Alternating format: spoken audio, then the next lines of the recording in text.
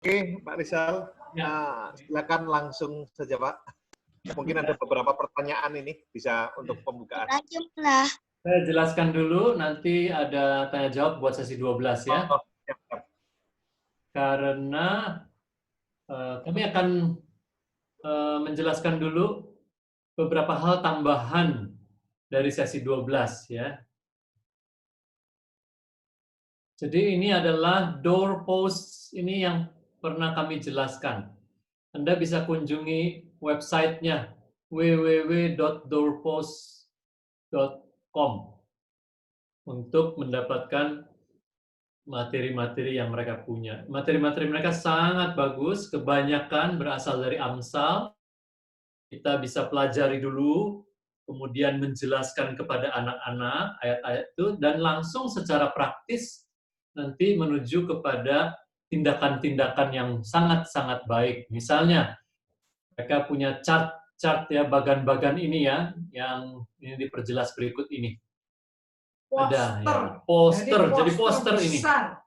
Jadi ada if then chart. Jadi kita lihat kolom paling kiri itu adalah hal-hal yang buruk, kesalahan-kesalahan, kebodohan-kebodohan, foolishness kalau di sesi 11 ya, yang dilakukan anak-anak yang mau kita bereskan.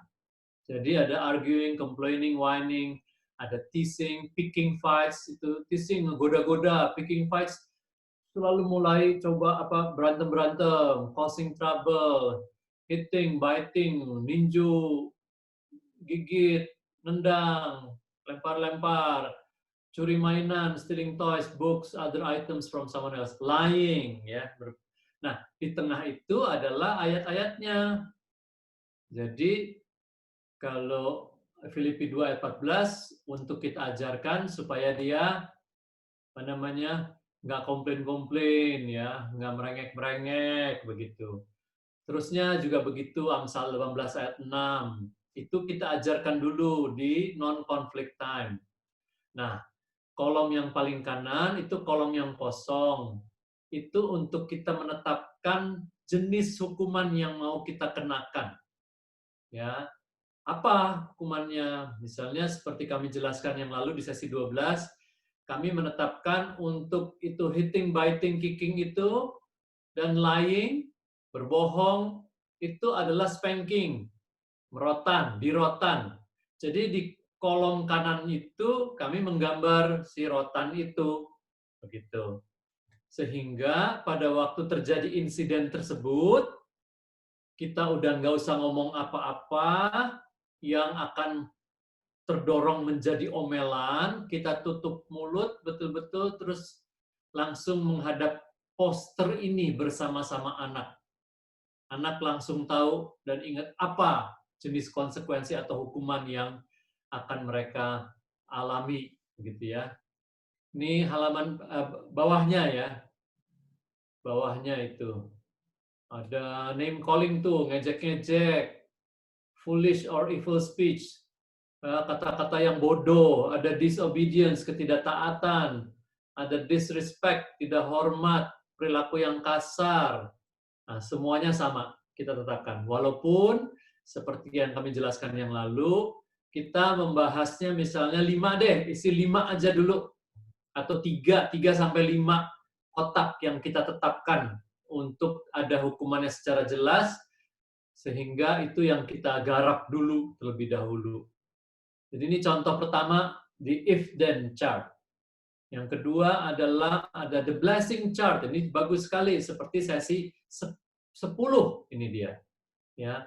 Kalau dia melakukan cheerful, thankful ya, betul-betul ceria, dia bergembira, berterima kasih atau peacemaking, truthfulness, jujur, obedience, taat, begitu, semua ada ayatnya. Kita baca bersama-sama dengan anak-anak, menjelaskan itu, terus apa ini ganjarannya, pujiannya apa. Ini bawahnya lagi masih blessing chart. Pleasant words, ya, kata-kata yang menyenangkan, ya, banyak. Nah, ini adalah apa namanya, diagram yang kedua, poster yang kedua. Nah, ini berikutnya ada the brother offended checklist. Kalau beranteman itu gimana tuh? Ya, mereka bisa belajar dan bisa bertindak sendiri ini brother offended checklist. Ya, kalau ini mainan terus ada ayatnya yang melihat selumbar di matamu segala macam itu. Nah, mereka anak-anak juga dulu kan ditempel seperti gini nih di balik pintu. Nah, anak-anak dia terus melihat sendiri waktu udah mau berantem, kita udah belum ini, kita udah belum ini. Begitu. Nanti ini akan kepakai banyak waktu kita bahas di sesi 14 dan 15, isu-isu disiplin ya. Supaya nggak ngadu-ngadu gimana mereka bisa menyelesaikan konflik di antara mereka. Itu ada lain lagi, belajar dari semut, Amsal. Ya. Tuh, macam-macam, bagus-bagus sekali. Ya, jadi itu dulu sebagai contoh ya. Nah, sekarang kalau kami menggunakan itu sangat tertolong, jadi waktu terjadi insiden apapun, langsung aja ke situ, langsung tahu hukumannya apa, eksekusi secara tenang, begitu. Orang tua bisa tenang, anak bisa tenang. Nah, ini adalah tambahan. Dan konsisten, itu yang penting. Jadi orang tua bisa tenang, anak bisa tenang, tapi hukuman dan konsekuensi dijalankan. Nah, itu dulu sambil kalau ada yang mau bertanya tentang hal-hal yang barusan, sama yang mengenai yang lalu mengenai merotan atau apapun. Silakan, Ko Andi.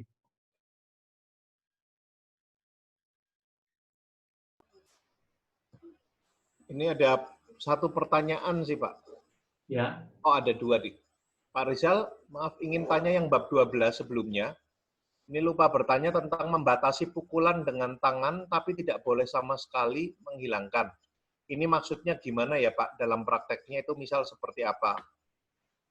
Kemudian perbedaan dengan rasa sakit dengan rotan apa? Nah, ini mungkin pertanyaan pertama, Pak. Kenapa tidak boleh? Yang kami jelaskan itu adalah kemarin waktu rasa sakit terus di rotan kotak yang terakhir itu yang kemarin dijelaskan pakai rotan, tapi bukan pakai tangan. Itu saja. Jadi bukan seperti kalimat yang barusan ditanyakan tuh. Apa katanya? Membatasi pukulan dengan tangan, tapi tidak dihilangkan. Bukan dengan tangan itu tidak dilakukan, bukan dibatasi. Begitu. Tidak boleh sama sekali gitu ya, Pak ya? Ya. Ya, hanya dengan rotan saja. Hanya dengan rotan. Karena tangan kan apalagi udah ada yang supply itu ya, tadi kabarnya ya? Ya, sudah ada, Pak. Rotannya bagus itu. Sudah rotannya bentuknya gitu. Ini ada pertanyaan kedua, Pak. Pak mau tanya yang sesi kemarin, misal setelah merotan, kita langsung peluk anak atau didiamkan dulu beberapa menit atau beberapa jam? Lebih langsung ya, lebih langsung. Ya lihatlah, kalau anaknya enggak, pokoknya enggak. Ini kan bukan itu ya, bukan aturan kaku ya. Tapi bukan didiamkan berapa jam sih gitu. Iya, jadi kalau kita sudah melakukannya dan kita tahu tujuannya dan anaknya juga nggak udah mengerti gitu ya, dan kita bisa konsisten menggunakan chart tadi sehingga anak tahu bahwa oh yang dia lakukan ini konsekuensinya ini, dan waktu kita merotan itu bisa berjalan dengan baik biasanya. Terus kemudian itu sebenarnya bab 13 ya, pertobatan, pengampunan dan pemulihannya itu lebih cepat, anaknya nggak akan mogoknya lama, sehingga biasanya sesudah itu kita bisa langsung peluk, terus kemudian kita bicara pendek gitu ya. Oh, ada itu tuh. Itu Alvin Iren ya. Soalnya di buku tertulis apa tuh?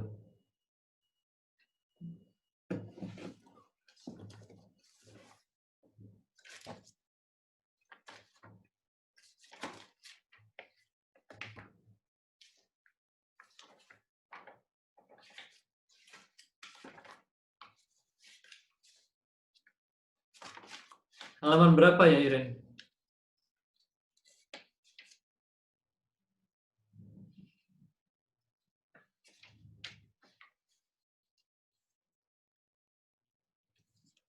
Ya, Iren.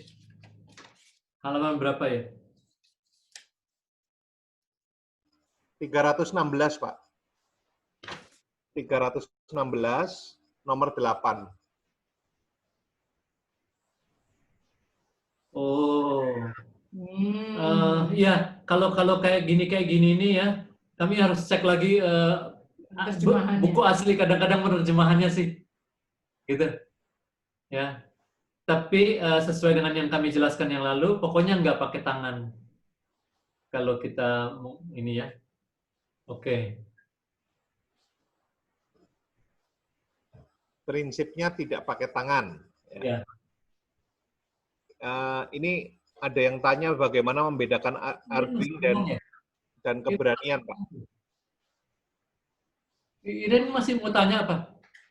Oh, Alvin Iren masih mau tanya sesuatu? Oh, enggak. Sudah. Geleng-geleng, Pak. Ya. Silakan. Apa tadi? Itu bagaimana membedakan arguing dan keberanian mengungkapkan pendapat bagi si anak. Oh iya, bagus. Kalau arguing kan pasti nadanya gitu lain.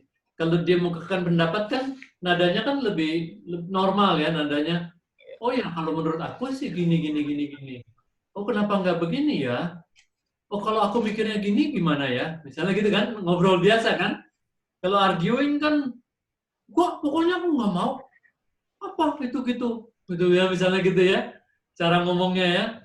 Atau misalnya, oh, enggak, dia tuh yang salah. Pokoknya dia, kenapa aku disalahin terus? Dia yang salah. Gitu tuh, itu arguing kayak gitu tuh. Ya. Ini ada pertanyaan terakhir, Pak, sebelum masuk. Pada usia anak yang lebih besar, 9, 10, sampai 11 tahun, kan sudah tidak merotan. Bolehkah Bapak dan Ibu memberi contoh konsekuensi bagi anak yang melakukan pelanggaran, misalnya berbohong, mencuri, atau sebagainya? Ini pelanggaran berat. Iya, jadi sebetulnya kita nggak ada satu spesifik, oh udah beginiin gitu ya. Makanya di kelompok-kelompok kecil kita bisa sharing karena apa yang efek di satu anak mungkin nggak bekerja dengan anak lain. Jadi misalkan merotan gitu ya, ada anak yang pain proof, dia kalau dirotan nggak apa-apa. Justru ya sebentar udah selesai daripada diisolasi. Jadi apa untuk anak-anak yang harus lebih besar, konsekuensinya apa? Nah, konsekuensi pun itu bisa beda-beda. Buat anak-anak misalkan konsekuensi nggak boleh ikut kalau bukan acara keluarga ya, tapi optional. Kalau saya pergi belanja, itu ada anak-anak yang suka sekali ikut. Dia suka itu ke Carrefour dan melihat-lihat itu dia senang gitu ya. Nah, kalau dikasih konsekuensi nggak boleh ikut hal itu buat dia wah berat sekali. Atau misalkan konsekuensinya kalau dia nggak hormat atau dia bohong atau apa gitu ya, ada konsekuensi sesuatu yang buat mereka itu berharga sekali. Apakah itu kalau misalkan kalau ke acara yang menyenangkan gitu ya, tapi yang optional yang anak-anak sebenarnya ikut ya oke, nggak ikut juga nggak apa-apa gitu. Yang dia bisa ketemu teman-teman. Nah, itu bisa jadi sangat-sangat berarti buat anak-anak yang people person. Nah, jadi carilah konsekuensi-konsekuensi yang betul-betul ngefek buat anak tersebut. Ya. Nah, kalau anak-anak yang memang suka di rumah, ada kan anak-anak yang tipenya anak rumahan. Nah, kalau konsekuensinya nggak dia jaga terus malah seneng dia seneng dapat sendiri di rumah ya.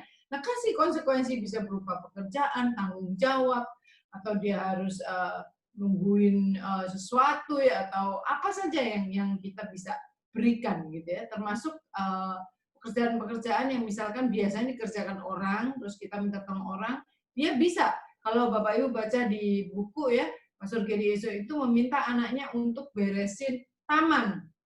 Nah, sesuatu yang biasanya kita bayar tukang taman gitu ya. Nah, buat anak-anak itu ngangkat batu, ngatur batu, bersihin, nyuci batu, itu berat sekali gitu ya. Konsekuensi yang aduh dia nggak seneng gitu karena tangannya kotor apa gitu. Tapi itu jadi ngefek karena dia nggak suka kerjaan gardening gitu. Jadi konsekuensi dan hukuman itu pada prinsipnya kita mesti cari sesuatu yang betul-betul menimbulkan dalam tanda kutip rasa sakit tadi ya. Jerah. Iya, efek jerah gitu. Nah, jadi dan kita kelihatan dari mana? Kalau dia tetap ulang-ulang berarti konsekuensinya nggak kurang kena, kurang berat, kurang kena, nggak berkaitan gitu ya.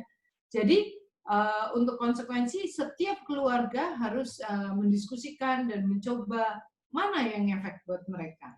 Ya, makanya dari sharing di kelompok-kelompok kecil bisa dapat referensi, oh gini, oh gitu, oh bisa saling tiru dan mencoba yang mana-mana lagi, yang beda-beda. Ya.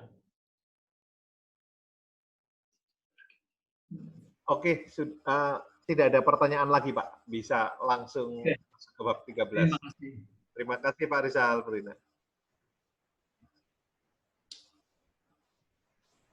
Berarti kita masuk ke sesi 13 sekarang ya.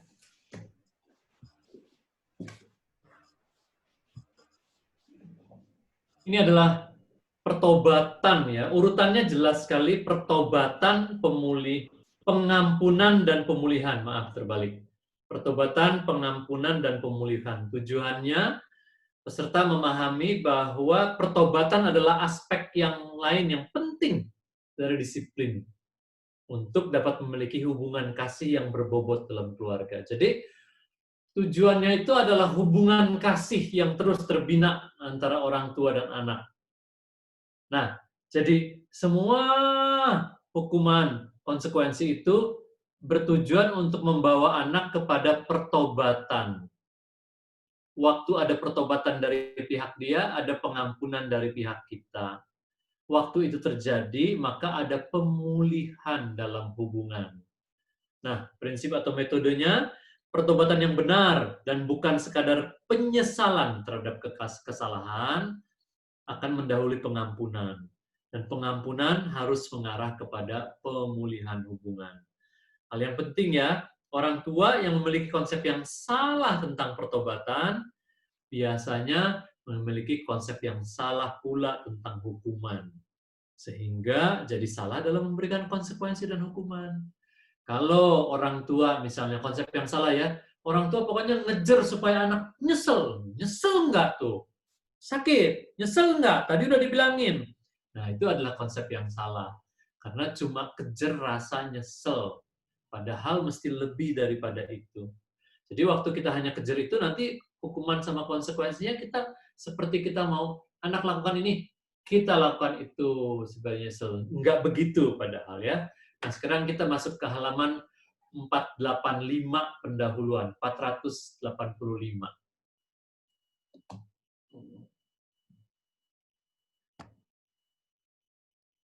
Iya, jadi di sini kita akan membahas mengenai definisi pertobatan terlebih dahulu.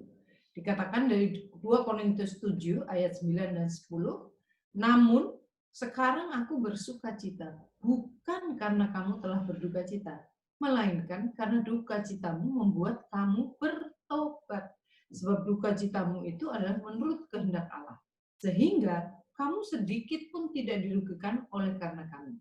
Sebab duka cita menurut kehendak Allah menghasilkan pertobatan yang membawa keselamatan dan yang tidak akan disesalkan. Tapi duka cita dari dunia ini akan menghasilkan kematian. Nah, inilah kata-kata Paulus ya kepada jemaat Korintus. Apa-apa dia berduka cita. Karena Paulus dari situ muncul pertobatan. Kita juga mau begitu kepada anak-anak kita tuh. Apa dia berduka cita? Nggak apa dia sedih. Nggak apa dia sakit. Karena itu yang akan memimpin kepada pertobatan. Ya, maka sekarang kita membedakan apa sih beda pertobatan dengan penyesalan? Ya, kalau kita bertobat, kita nggak mungkin bertobat tanpa menyesal. Tapi kita bisa nyesel tanpa bertobat. Karena nyesel karena apa? Karena kita ketahuan, karena kita kehilangan sesuatu yang jadi nggak boleh nih, gitu ya. Itu adalah penyesalan. Ya. Jadi pengertian mengenai pertobatan itu perlu sekali dipahami dari konteks hubungan tadi ya, supaya ada pengampunan dan ada pemulihan hubungan. Nah, itu adalah jelas sekali dalam hubungan kita dengan Tuhan. hanya dengan kita bertobat kepada Tuhan, maka hubungan kita dipulihkan lagi dengan Tuhan. Ya, jadi objek pertobatan itu bukan pada dosa itu sendiri, tapi pada dampak yang ditimbulkan terhadap hubungan.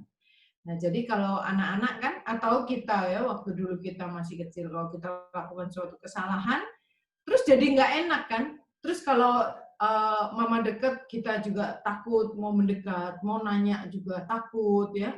Terus kalau mama bikin sesuatu snack yang enak, kita mau minta, aduh pengen sekali, tapi mau ngomong, mau minta juga, enggak gitu ya, karena masih ada sesuatu yang mengganjal Ya. gitu kan.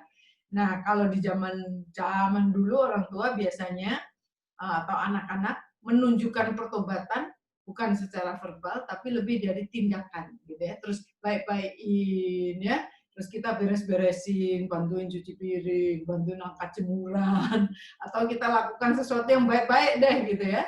Dan orang tua kita juga mengampuninya, terus kemudian dengan ya dengan gesture, ya udah nih atur piringnya, nah gitu ya, sana bawa ke situ, gitu. Itu menunjukkan bahwa kita mulai mendekat, ada hubungan yang ingin dipulihkan. Kita mulai mendekat terus baik-baik, atau mulai pijit kaki atau apa gitu ya.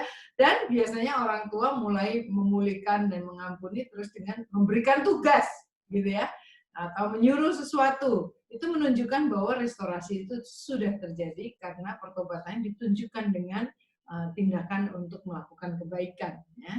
Iya, ada satu kutipan ya, lebih baik untuk bertobat, berbalik dari sebuah dosa daripada menyesal atas kehilangan satu yang menyenangkan. Ya, itu dari Oscar Wilde, bagus sekali. Dan memang kita mengejar dari anak-anak kita dan juga dari diri kita sendiri ya, adalah semua konsekuensi dan hukuman yang kita udah bicara dari sesi 11 dan 12 itu ujungnya ada di pertobatan ya, bukan sekedar dia menyesal gitu ya. Nah, sekarang kita lihat pertimbangan usia dalam pertimbangkan usia. Usia ini penting sekali karena apa? Karena pertobatan yang ideal untuk anak-anak itu untuk usia 4 tahun ke atas adalah pertobatan yang berkaitan dengan hubungan ya. Tapi waktu masih kecil biasanya anak-anak masih belum terlalu mengerti. Jadi bagi anak-anak di bawah usia 4 tahun, penyesalan itu ada. Tapi pertobatan yang berkaitan dengan hubungan itu kayaknya masih sulit untuk dimengerti ya. Karena anak-anak 4 tahun ya maunya sama mami terus begitu. Maunya mendekat dengan orang tua. Jadi tentunya bahwa konsep hubungan itu mereka belum terlalu ngerti. Bahwa mereka enggak lagi, nanti enggak, berupa kata-kata penyesalan itu sudah mulai bisa ditunjukkan. Tapi untuk anak-anak yang lebih besar, mereka akan mengerti karena mereka akan rasa hal-hal tadi ya. Kalau dia masih rasa nggak enak, dia untuk mendekat ke kita atau hubungannya jadi kayaknya masih ragu-ragu, mau nanya boleh ini enggak gitu, itu ragu-ragu, atau membatasi percakapan hanya untuk yang penting-penting aja atau yang mengenai fakta. Udah bikin ini belum, udah beresin itu belum gitu ya, tapi nggak bisa ngobrol plong gitu dengan kita. Nah, kalau dibilang soal hubungan ya, itu sebetulnya bukan hubungannya yang rusak, yang hancur, tapi fellowship-nya. Iya. Apa? Ganjel. Persekutuannya ya, sama seperti kita dengan Allah ya. Kita nggak hubungan kita sebagai anak Allah dengan Bapa kita jadi rusak, kita bukan jadi anak Allah, bukan gitu. Tapi fellowship-nya yang nggak bisa. Aduh, kita juga doa rasanya, kok rasanya nggak enak ya. Mau minta apa juga, itu anak kita juga dengan kita. Seperti itu. Ya.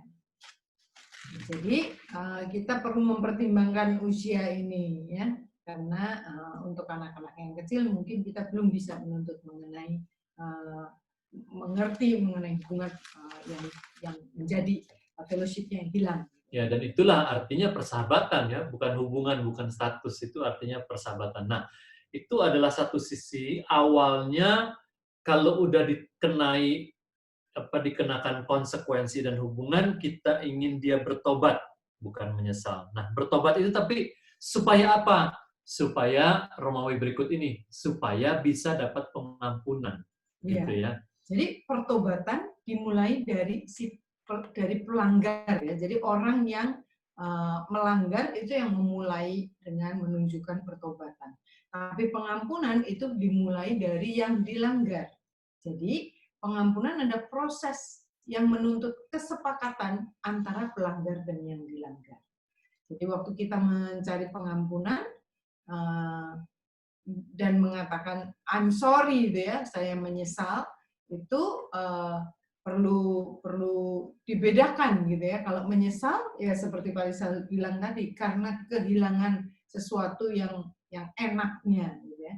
Kalau permintaan pengampunan itu nggak berarti bilang saya nyesel, aduh aku nyesel. Nyesel itu karena kita kehilangan sesuatu, aduh jadi nggak boleh nih karena ketahuan gitu ya. Itu adalah penyesalan. Atau maksudnya begini, nomor satu ini ya, jadi apa namanya, kalau dalam kata senang, sorry ya, gitu ya. Nah, pertobatan itu bukan gitu. Bukan sorry. Pertobatan, sorry ya, gitu ya. Bukan begitu ya. Iya. Nah. Karena kalau mengatakan saya menyesal atau sorry, itu adalah mengakui kesalahan yang tidak sengaja. Ada nggak kesalahan yang nggak disengaja? Ada. Jadi misalkan kita bawa buku, ada orang buka pintu terus nggak sengaja nggak lihat nabrak bukunya jatuh. Aduh sorry ya gitu. Atau kita sesuatu yang nggak sengaja ya, kita jalan ada kesenggol terus airnya tumpah gitu. Itu aduh sorry. Karena kita nggak ada motif, tidak sengaja. Itu betul-betul ya seperti accident lah, kecelakaan ya, yang kita aduh sorry, tidak ada motif dan tidak ada kesengajaan.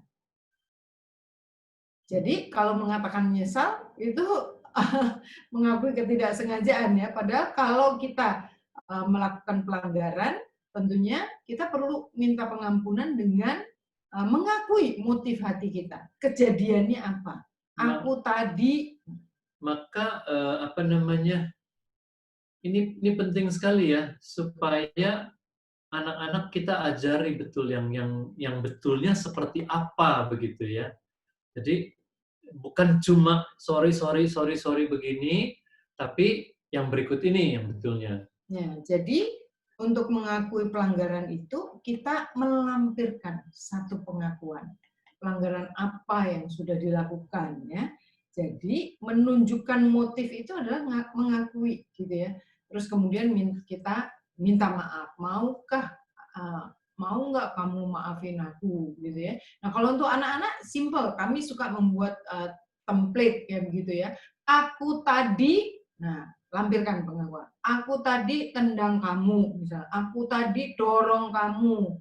Aku tadi rebut mainan. Aku tadi lampirkan pengakuannya yang simple, sederhana, tapi apa kejadiannya. Terus kalimat berikutnya, mau nggak kamu maafin aku? Nah sudah, terus diem. Tanpa ditambahin alasan. Soalnya kamu, nah itu berarti kita minta maaf, tapi sebenarnya kamu yang salah. Maka kalimat yang terakhir ini tadi dicontohkan itu bukan datang dari kerendahan hati. Ya, mau beresin tapi soalnya kan tadi kamu gini kan, itu bukan. Tapi yang kita mau ajarkan kepada anak-anak adalah kerendahan hati, mau nggak kamu maafin aku? Terserah. Nah, ini orang terserah yang dilanggar ya. Dia bisa bilang, misalnya adik kakak begitu ya, dan di kami adalah terjadi juga, maksudnya adiknya misalnya nendang, terus dia minta maaf, terus kakaknya belum bisa, kakaknya masih, terus adiknya bilang, udah diajarin, aku tadi nendang, mau nggak maafin aku gitu ya, terus kakaknya bilang, wah dia belum bisa gitu ya, ya udah kita biarin dulu, jangan paksa. Ayo maafin, dia udah minta maaf, maafin, cepetan. Terus dia, wah, udah. Nah itu jadi karena untuk ritual aja, karena orang tua mengatakan. Nah, kalau si kakak ini belum bisa membereskan hatinya, terus belum bisa kasih maaf, kita jangan paksa juga supaya itu terjadi dengan baik. Tapi kalimat ini yang perlu diajarkan. Nah, saya kasih contoh ya di kehidupan masyarakat, ini sering sekali, terutama figur publik, ya. yang meminta maaf bukan sebagai permohonan maaf. Misalnya permohonan maaf begini, dia melakukan apa gitu ya, ngomong di media gitu ya, terus orang-orang marah, atau pejabat dia ngomong satu pernyataan, terus orang-orang marah, terus permintaan maafnya gini bunyinya, kalau Anda jadi marah atau kalau Anda sakit hati, saya minta maaf. Nah, berarti kalau Anda nggak sakit hati, saya nggak usah minta maaf, gitu. Berarti kalau kalimat minta maaf itu, seperti itu, bukannya saya ngaku salah, bukan. Tapi karena kamu marah, ya udah, saya minta maaf. Nah, bukan gitu yang kita mau ajarkan kepada anak-anak dan juga tentunya kita. Kita kan bukan, ya udah kamu marah sih ya, jadi aku minta maaf ya. Hah? Jadi karena dia marah kan itu aneh sekali. Dan anak-anak bisa lakukan gitu juga ya. Itu yang kita nggak mau sama sekali, begitu ya. Nah, kemudian kalau udah ada pertobatan, terus ada pengampunan, kemana arahnya? Arahnya adalah ke sini, Pemulihan. ke pemulihan ya. Nah, pemulihan itu memulihkan, namanya juga pemulihan, memulihkan hubungan dengan menutupi pelanggaran dan mengubur pelanggaran itu. Sudah case close.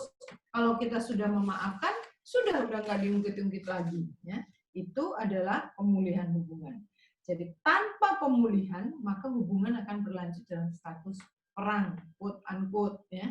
Karena kayak tadi, ada sesuatu yang ganjel, yang kalau mau ngomong juga, males gitu ya, ngomong yang penting-penting aja. Suami istri juga nanya, kuncinya di mana gitu. Pokoknya yang penting-penting aja, yang lainnya kita udah nggak ngobrol. Karena apa? Karena belum ada pemulihan. Ya, ini penting sekali buat hubungan suami istri. Anak-anak juga bisa melihat apa papa mama diem-dieman, bisa 2-3 hari, itu kelihatan sama anak-anak. Mereka belajar sesuatu dari situ. Dan mereka juga jadi lakukan seperti itu, apalagi kalau anak-anak udah pra-remaja dan remaja nantinya. Ngambekannya berapa hari. Nah, jadi sekali lagi, urutannya pertobatan, pengampunan, pemulihan. Nah, sampai sini dulu. Silakan kalau ada yang mau bertanya.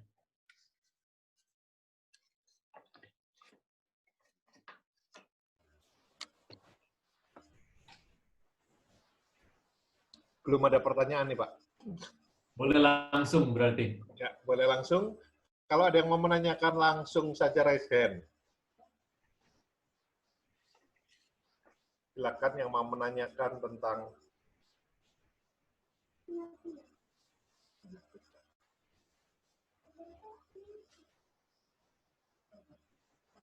belum ada, Pak. Kan ya, gimana sih? Kan urutannya harusnya pertobatan, pengampunan, pemulihan. Nah, kalau dalam hubungan dengan anak-anak, sering terjadi, sebenarnya waktu pertobatan itu kan dimulai dari si pelanggar. Ya. Jadi anak-anak yang akan mengakui, mami aku tadi nggak taat waktu mami panggil gitu ya, atau mami aku tadi apa, atau antar kakak adik aku tadi. Nah, jadi dimulai harusnya dari si pelanggar. Tapi kalau dalam hubungan dengan anak-anak, seringkali anaknya belum mengakui, belum ada pengakuan, kitanya udah duluan mengampuni. Ya udah nggak apa-apa. Oke, udah mami nggak apa-apa kok gitu ya. Jadi kita seringkali memberikan pengampunan tanpa ada pengakuan. Nah, kalau di ibadah kita seringkali mengatakan 1 Yohanes ini ya mengenai apa? Ya, 1 ayat 9 yang mengatakan bahwa jikalau kita mengaku, maka Allah adalah setia dan adil. Dia akan selalu mengampuni. Jadi ada sisi pengakuan dulu. Jadi kita sebagai orang tua jangan cepat-cepat untuk kalau anak jatuhin atau anak dorong orang atau keplak ini atau melakukan itu ya kesalahan-kesalahan itu, terus kita langsung iya udah nggak apa-apa deh, nggak apa-apa. Anak-anak harus punya apalagi kalau kita sudah mengisi dengan hati nurani, udah mengajarkan bab-bab yang sebelumnya, perlu supaya mereka boleh ada inisiatif untuk pengakuan dari anak-anak gitu ya. Dan waktu memberikan konsekuensi di bab sebelumnya Pak Rizal seringkali kalau kita udah tahu chartnya, kita suka tanya, kamu lakukan apa?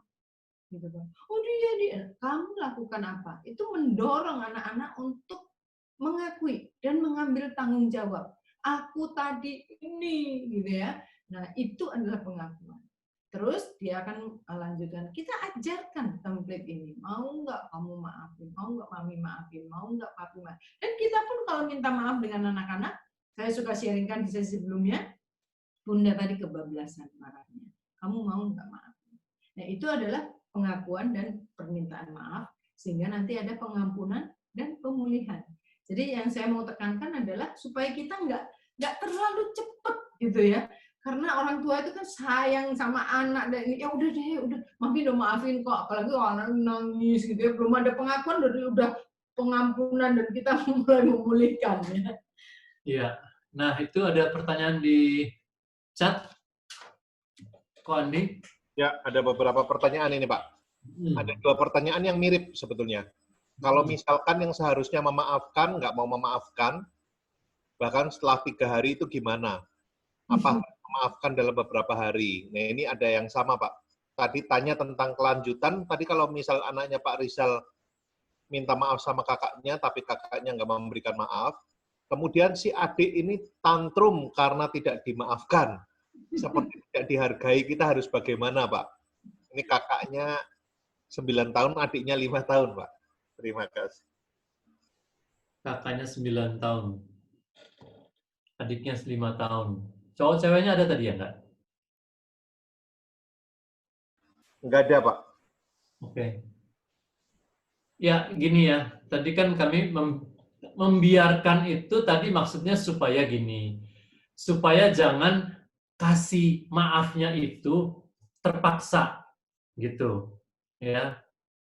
Jadi itu aja sebetulnya, tapi tentunya enggak anak-anak jarang lah ya Anak-anak jarang nyimpen lama. Sampai Nyimpen 3 lama hari. itu kita. Jarang anak-anak tuh. Enggak sampai dia 3 hari begitu ya. Nah, tapi kalau misalnya kejadian begitu, ya udah kita ngobrol sama si yang dilanggar, kita tanya, misalnya Mami lihat kamu udah beres belum ya sama adik ini, gitu ya. Atau tanya sama adiknya, kamu udah minta maaf, terus dia bilang, udah. Terus gimana? Iya, tapi Koko nggak kasih maaf sama aku. Misalnya udah hari besoknya gitu ya. Nah, terus kita bicara terpisah sama kakaknya. Bagaimana, dia udah minta maaf belum? Udah. Kamu udah kasih maaf belum? Belum. Oh, misalnya gitu ya. Ya udah kita bicara, kita kembali lagi ke apa namanya sesi sebelumnya yang hati nurani segala macam, kita cek dulu apa yang sudah ada, kenapa dia nggak mau kasih maaf, supaya nanti memberi maafnya itu normal gitu, wajar, jangan sampai karena dipaksa. Itu aja sih sebetulnya. Ya, sebetulnya nanti sebentar kita akan sampai di yang bagian yang berikutnya ya. Karena biasanya orang nggak mau memaafkan, sama dengan kita orang dewasa. Yang membuat orang sulit memaafkan selain bahwa itu memang dia sangat secara emosional tersakiti dan dia perlu waktu gitu ya. Tapi kalau anak-anak biasanya nggak sampai lama ya. Orang dewasa biasanya perlu waktu karena dia betul-betul secara emosi betul-betul merasa sangat-sangat disakiti gitu ya. Yang kedua adalah karena biasanya ada hal yang dia merasa dirugikan secara finansial gitu ya. Ada barang yang rusak atau ada sesuatu yang jadi buku yang jadi hilang ya. Jadi biasanya adalah sesuatu yang temporal gitu ya. Jadi nanti kemudian dengan anak-anak semakin besar kita bisa kasih pengertian betapa hubungan itu jauh lebih penting dari nilai hal-hal yang memiliki nilai temporal. Apakah itu uang, barang gitu ya. Dan demikian juga dengan hubungan orang dewasa. Biasanya kita kan sulit mengampuni karena ada hal yang harus yang perlu diselesaikan gitu ya, yang poin berikutnya, atau kita bahas dulu poin berikutnya jadi lebih jelas. Ya. Ya. Nanti sesudah itu kita bahas. Ada pertanyaan lain? Ada, Pak. Ini kalau si adik ini umur 3 tahun sering memukul kakaknya cewek 6 tahun. Sudah disuruh minta maaf, tapi sering diulangi lagi supaya tidak diulangi, bagaimana, Pak? Nah, kalau rabaan kami ya, dia bukan mengulang atau enggak, itu bukan karena soal minta maaf atau enggaknya. Tapi dia itu dikasih konsekuensi, hukuman apa? Karena ini umur 3 Umur 3 Ini si ya. anak bawang nih ya. Sekali lagi masa konflik yang pertama nih. Jadi kalau dia masih mengulang-ulang Kurang terus, efek. berarti kita masih kurang kasih hukuman buat tindakan itu. Gitu ya. Jadi mesti pikir lagi tuh, apa nih ya, oh kotak yang mana ya, kasih hukuman apa ya, lebih keras. Dan kalau kami, kalau soal mukul-mukul itu udah pakai spanking deh kalau kami ya. Nah kalau anak umur 3 udah boleh di rotan, begitu ya. Nah itu akan berhenti tuh. Coba deh, boleh coba. Kalau rotan, terus dia masih terus, hebat banget itu anak berarti. Jadi sekali lagi ya, yang membuat berhenti atau enggaknya bukan, padahal udah disuruh minta maaf, kenapa lakukan terus? Dia nggak bisa nalar permintaan maaf itu, dia nggak ngerti. Dia nggak ngerti, anak umur 3 loh ya.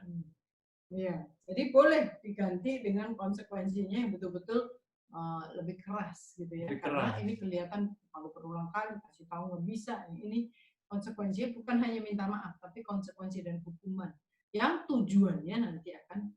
Tapi kalau tidak ada konsekuensi dan hukumannya, nggak nyampe dia ke pertobatan dan pemulihan. Karena nggak ada pain-nya gitu. Ini bagus nih contoh ini ya. Jadi ini cuma satu contoh, mungkin keluarga lain ngalamin yang lain juga ya. Kalau nggak ada hukuman ya anak umur segitu tuh ya, kalau nggak ada hukuman yang dia langsung rasa, wih itu nggak boleh banget gitu ya. Nah si anak nggak ngerti, umur 3 loh, umur 4 juga belum ngerti. Jadi dia mesti dikasih rasa sakit, terus dia seperti kita taruh tangan kita di api, kita cepat-cepat berhenti gitu kan. Nah sama, dikasih rasa sakit terus dia berhenti dari mukul, nggak boleh loh. Berarti itu dia. Di orang dewasa aja ya yang sederhana. Kalau lalu lintas kita, wah udah nggak apa-apa. Kita minta maaf, dimaafin lewat terus. Kayaknya bablas terus semua orang ya. Karena apa? Karena konsekuensinya nggak diterapkan. Waktu konsekuensi dendanya diterapkan, ya nggak pakai masker, 500.000. Nah itu maka konsekuensi itu akan membuat orang betul-betul bertobat dan berbalik karena ada rasa sakit, denda finansial itu ya. Jadi kalau kita minta maaf aja nggak apa-apa, wah nggak akan menimbulkan pertobatan. Atau juga misalnya anak terlambat atau apalah. Tetapi pertobatan, pengampunan dan pemulihan ini berkaitan dengan konsekuensi dan hukuman. Jadi bukan berdiri sendiri.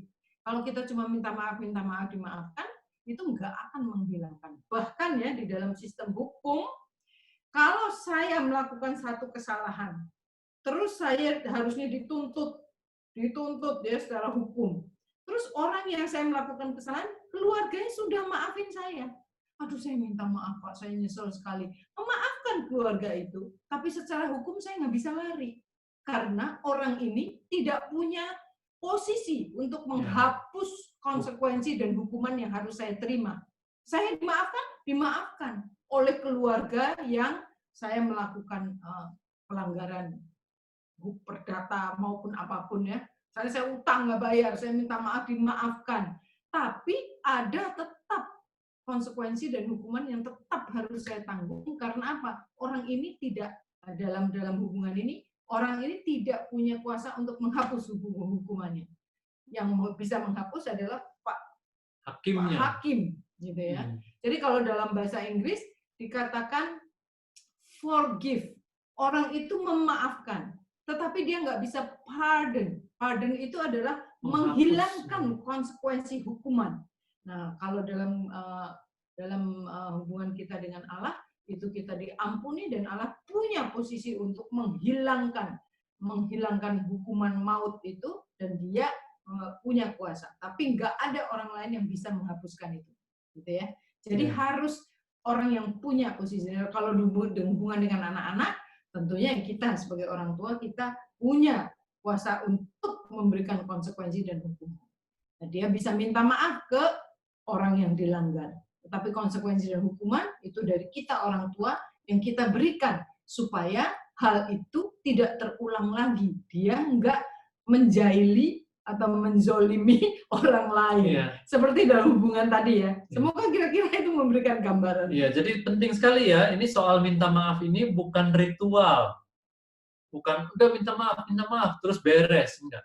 Tapi harus berkaitan dengan hukuman. Kita harus kasih hukuman. Jadi, Anda nggak akan berhasil menghapus kebodohan-kebodohan ya, foolishness itu tanpa menghukum.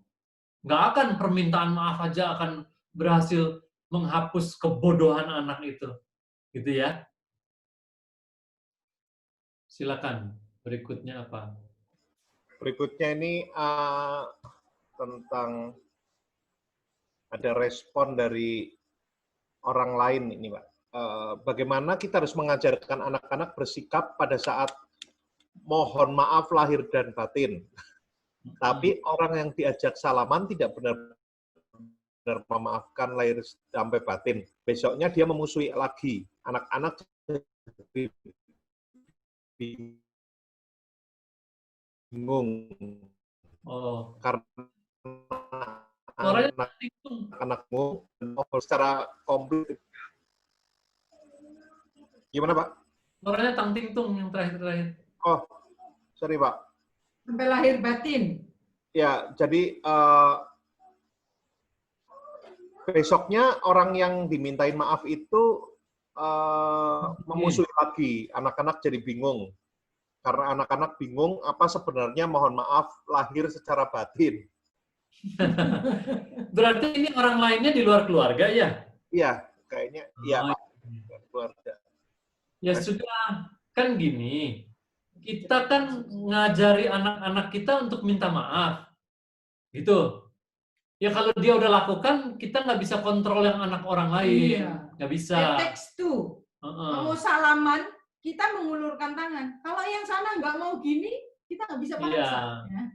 Tapi kita dengan sikap hati yang benar, kita minta maaf. Gitu ya. Tapi kalau dia bilang, tuh Mi, aku masih dimusuhin sama temanku, gimana dong? Nah itu tuh ya, kita punya kesempatan untuk mendoakan si teman anak itu.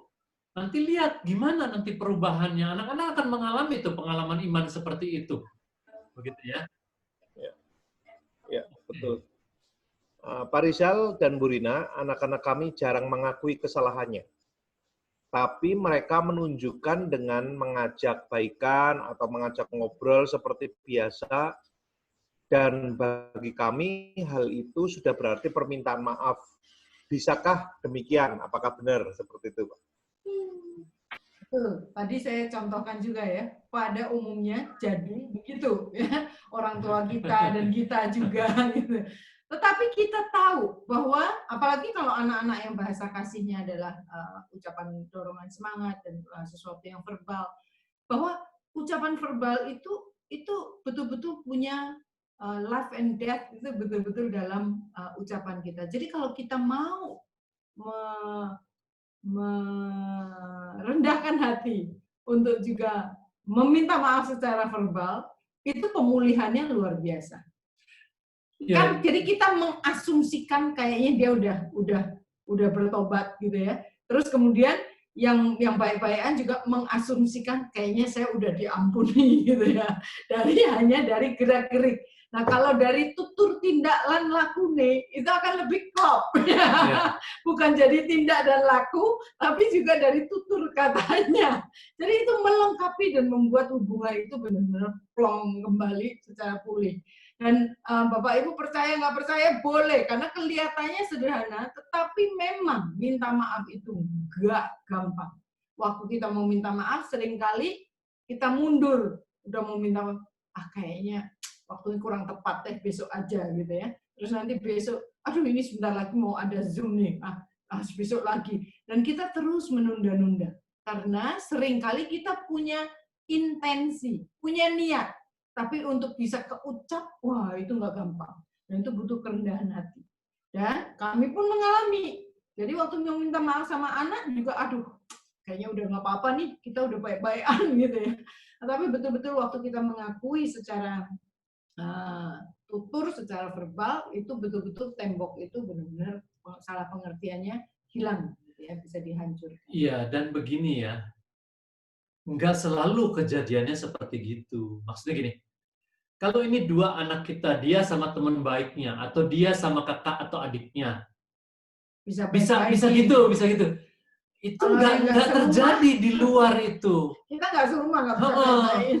Belum tentu bisa begitu. Ini udah saling mengerti nih. Iya. Begitu. Oh, dia kalau udah ajak main tuh berarti dia udah. Nah, tapi kalau di luar, dia ketemu orang yang nggak gitu. Itu satu ya. Jadi kita harus tetap mengajarkan. Kedua, kan saya ulang-ulang selalu hampir tiap sesi mengatakan hal-hal yang kita lakukan atau dia lakukan itu nanti mengajarkan kepada mereka tentang cara berhubungan dengan Tuhan. Gitu ya. Waktu kita kasih ganjaran, hukuman, itu untuk memperlihatkan Tuhan juga nanti kasih hukuman. Kalau kamu udah dewasa, nanti langsung dengan Tuhan. Jadi, waktu kamu bersalah, nanti dengan Tuhan, tetap harus minta maaf dengan Tuhan. Sama dengan orang juga gitu. Itu pengajarannya. Yang penting sekali. Poinnya yang nggak boleh hilang. Ini ada berikutnya. Iya, Pak. Bagaimana dengan ciri-ciri pertobatan anak yang sanguin? Karena sulit mengetahui mereka benar-benar bertobat atau enggak. Ini anak laki-laki 7 tahun, Pak. Ya, nanti itu ke sana. Kalau yang nanti ada, yang pertanyaan ini khusus nanti ke sana. Akan dijelaskan dalam bagian berikutnya. Ada pertanyaan lain nggak? Oke, berikutnya anak 7 tahun, Pak, anak 7 tahun lagi, dia sudah tahu jika melakukan sesuatu kesalahan ada konsekuensinya, tetapi dia tetap melakukan lagi. Namun setelah itu dia sadar dan minta maaf. Kemudian ketika ditanya, jawabnya lupa. Sempat beberapa kali seperti itu, bagaimana ya, Pak? Iya, itu biasa anak-anak. Itu kan, itu cuma omongnya lupa gitu kan gitu kan, dia bukan gini ya, bukan berpikir-pikir terus nggak inget, bukan gitu kan. Itu kan kata-kata anak-anak. Iya.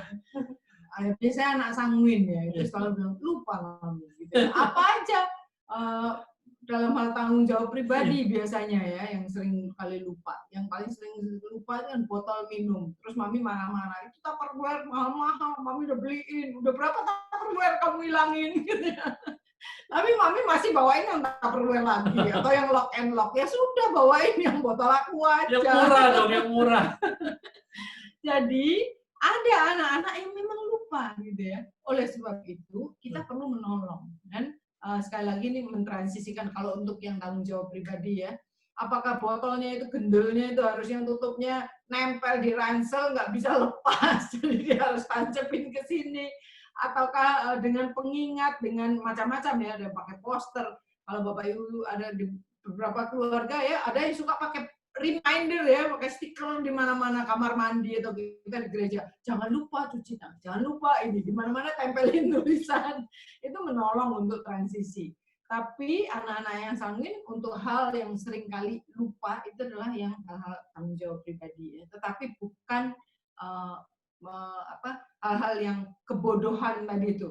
Kebodohan yang foolishness, yang mukul itu mestinya bukan lupa gitu ya, tapi hal-hal yang sudah tahu tapi dia tahu dan caranya ngecek dia tahu ingat atau enggak. Kalau hal kebodohan ya saya udah sharingkan sebelumnya, yaitu tanya, kamu deg-degan nggak pas kamu mau mukul teman kamu tadi, kamu pas mau rebut dia, mau dorong dia, kamu tadi ada rasa enggak gitu, harusnya enggak boleh gitu ya, karena itu adalah cek untuk kita sebagai orang tua, apakah kita udah cukup menanamkan di dalam hati nurani dia. Kalau anak itu masih belum terlalu, dia rasa bahwa ngerombong jerocos aja dia dorong teman-temannya, itu buat dia bukan sesuatu hal nilai yang kita tanamkan untuk menghormati orang lain atau menghormati teman sebaya. Di sesi yang ke-10 gitu ya, 9, sesi berapa? 6, 7, 8 gitu ya, menghormati orang tua, menghormati teman sebaya. Kalau itu dia nggak rasa ada, artinya kita kurang menanamkan. Jadi ada dua, kalau dia masih lupa yang personal responsibility, kita harus bantuin. Karena ini transisi untuk mentransisikan. Tapi kalau lupa kebodohan, dia mukul teman, atau dia mendorong ini, atau dia tidak menunjukkan hormat di tempat atau untuk orang tua, berarti, dan kita tanya, kamu sebenarnya ingat nggak pas kamu mau rebut tadi itu, ada keinget nggak? Ada yang bilang di hatinya nggak? Kalau dibilang enggak, aku nggak ingat. Nah, berarti kita kurang mengisi nilai-nilai itu tadi. Karena kalau sudah ada, tapi iya aku ingat, tapi biarin, aku kesel. Nah, itu baru kita harus berikan konsekuensi.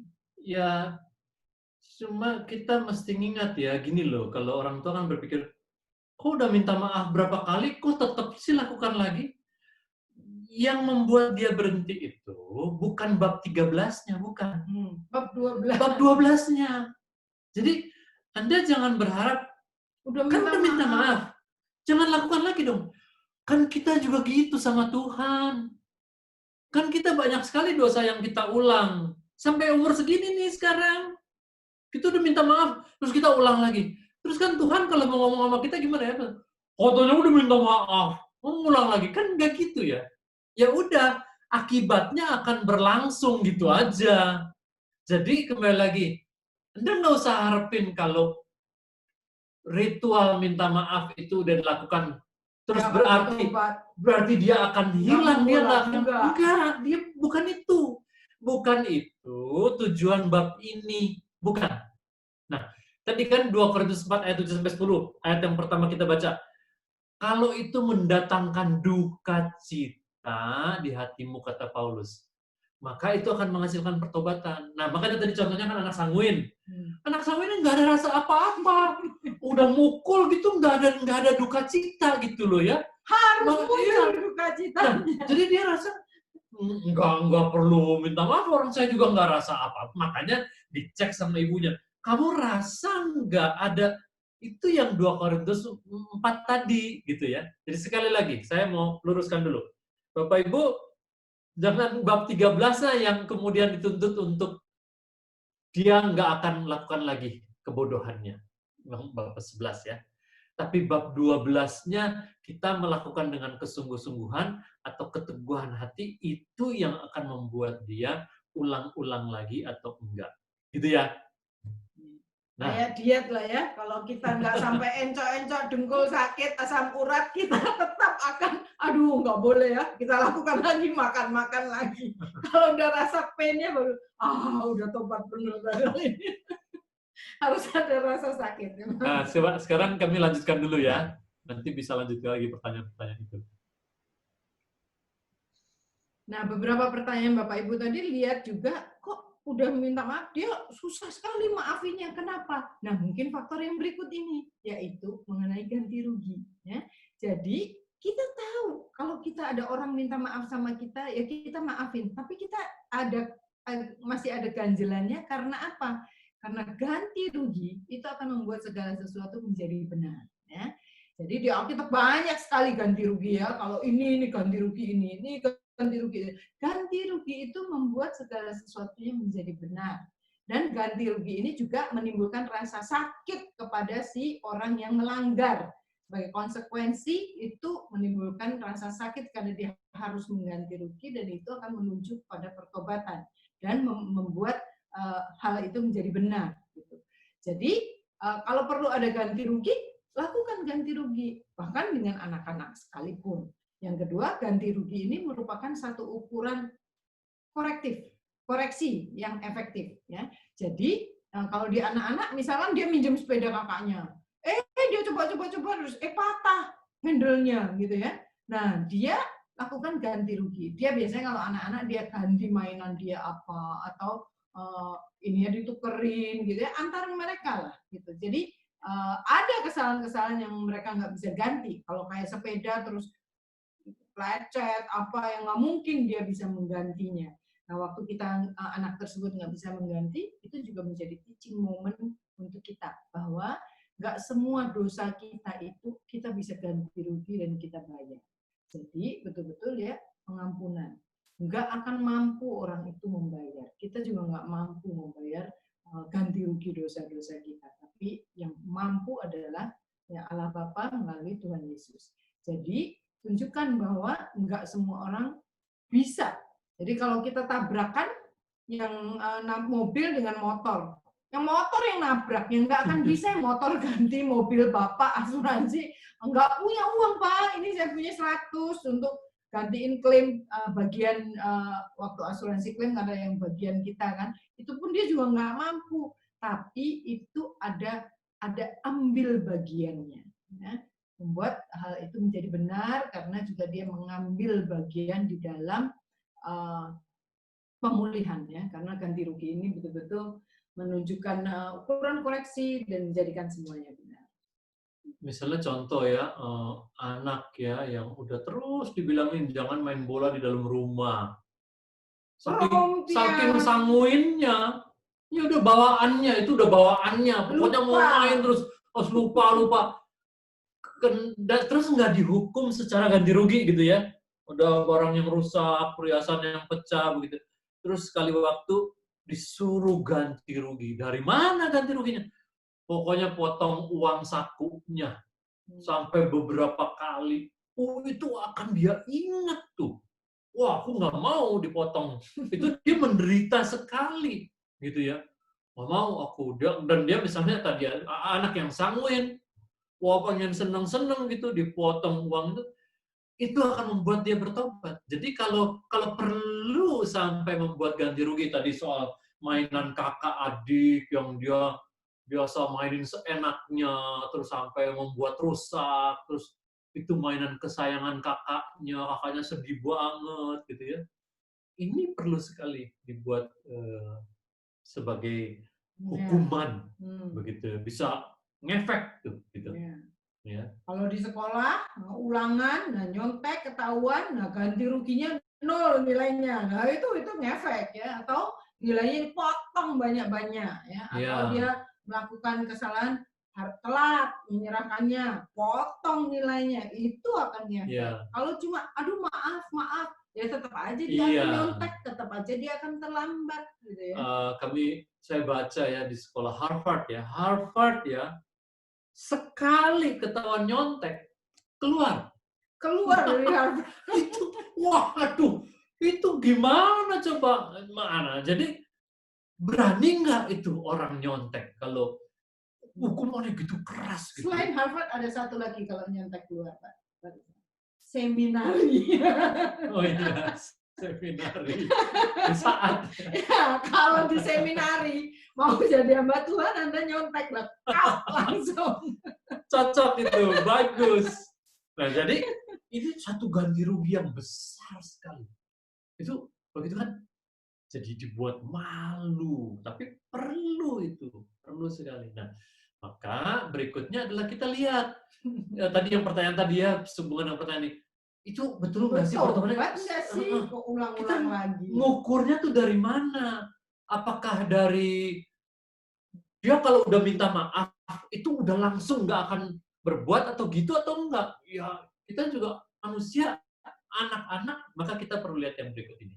Ya, 2 tes mengukur sah tidaknya pertobatan. Yang pertama adalah pertobatan yang paling jelas tesnya itu adalah dari apakah anak itu kembali melakukan apa yang Pak Rizal, Bu Rina, screen-nya nggak keluar, nggak muncul. Screen-nya? Oh, sorry.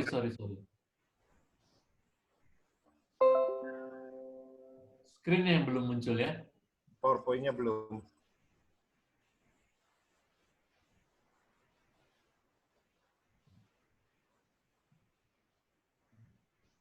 Ini muncul udah? Nggak? Belum. Ini ngeblank, Mbak. Oh, muncul. Udah katanya udah muncul. Oh, perlu waktu sebentar. Oke. Ini muncul ya? Muncul ya? Muncul. Loh, di tempatnya Andi belum? Masa tempat Andi muncul? Muncul ya? Oke ya? Ya. Muncul, Pak. Aman. Jadi yang pertama adalah apakah dia kembali melakukan apa yang dia menyebabkan dia dihukum tadi ya, dan dalam jangka waktu yang pendek sekali, dia cepat lagi melakukan kembali, ya terus lagi. Nah, kenapa hal itu terjadi? Pertama, kita orang tua kita lupa untuk memberikan alasan moral. Tadi yang saya bahas ya, mengisi hati nurani. Kenapa? Berarti belum nancep gitu ya. Dia belum ngeh untuk menghormati orang lain, menghormati teman sebaya atau etika demi sesama.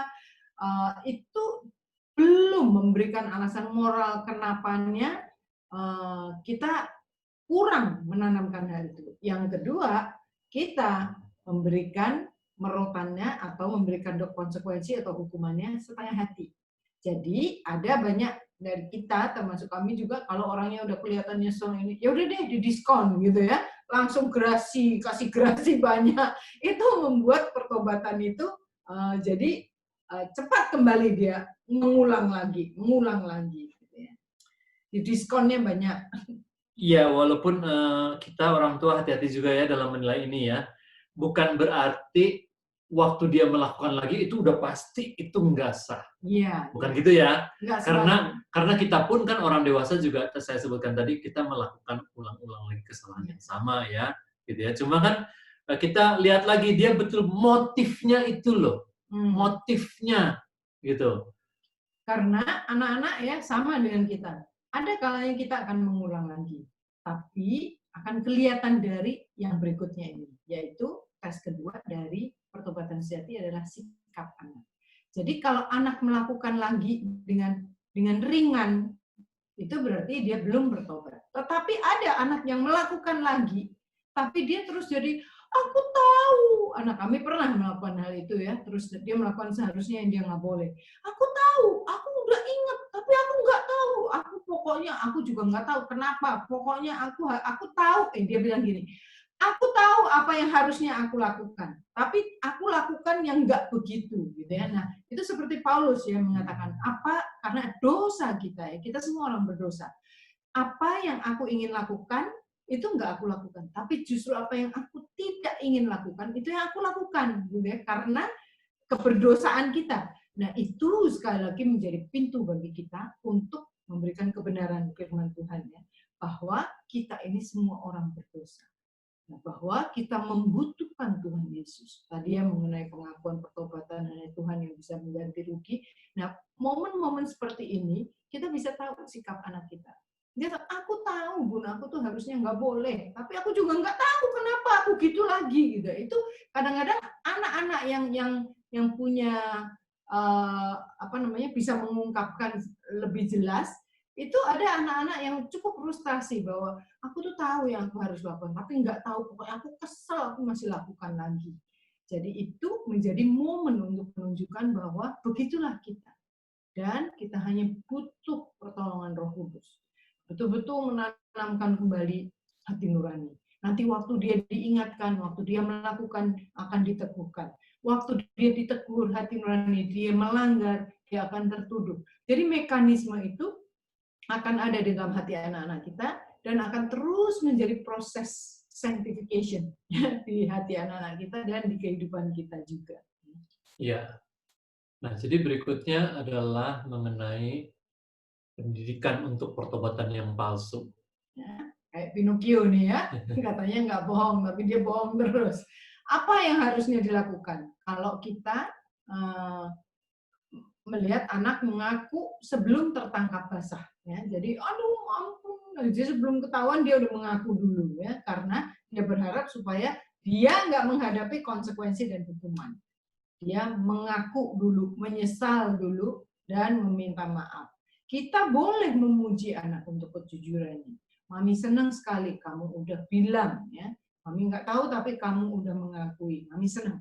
Tapi kita memberikan hukuman dan konsekuensi untuk pelanggarannya. Seperti tadi ya, antara dua orang yang terus menempuh jalur hukum, diampuni tetapi hukumannya nggak bisa dihilangkan. Jadi konsekuensi atau hukuman untuk pelanggarannya itu tetap. Jadi kita tidak menangani dosa anak kita, kebodohan anak kita dengan benar, kalau kita tidak memberikan hukuman dan konsekuensi hanya karena dia menunjukkan kebajikan dalam tanda kutip. Karena dia menunjukkan penyesalan atau sungguh-sungguh pertobatan. Bisa jadi itu pertobatan yang sungguh-sungguh, tetapi tetap tidak menghilangkan konsekuensi dan hukuman. sesekali lihat konteksnya kalau mau ada pengurangan dan nggak menjadi karakteristik anak bisa. Tetapi tetap konsekuensi dan hukuman itu perlu diterapkan karena hal itu yang membuat kita berbalik. Ya, jadi ingat-ingat ya, semakin Anda baik dalam penerapan sesi 12, itu menolong anak-anak untuk menuju kepada pertobatan yang sebenarnya. Justru kita nolong dia dengan menerapkan konsekuensi dan hukuman ini. Tapi kalau lebih sering menahan itu, nggak usah deh, nggak tega, nggak apa. Kasihan, dia nggak menuju kepada pertobatan yang benar. Ya, sampai sini silakan untuk bertanya.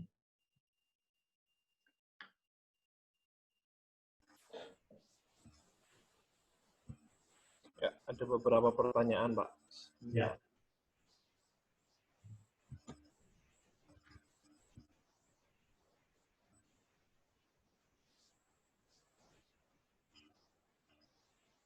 Oh, ini tentang bagaimana dengan kesalahan yang dilakukan orang tua, Pak.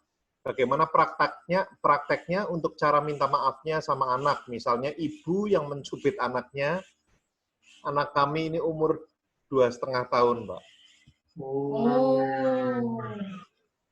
2,5 tahun belum ngerti kalimat tadi. Belum ngerti. Cukup bilang, Mami minta maaf ya, minta maaf. Udah, nggak akan bisa pakai kalimat tadi. Mau nggak kamu maafin Mami? Nggak ngerti. Ya. Dan Mami jangan ulangi lagi ya, cubit-cubit. Anak kamu Bisa.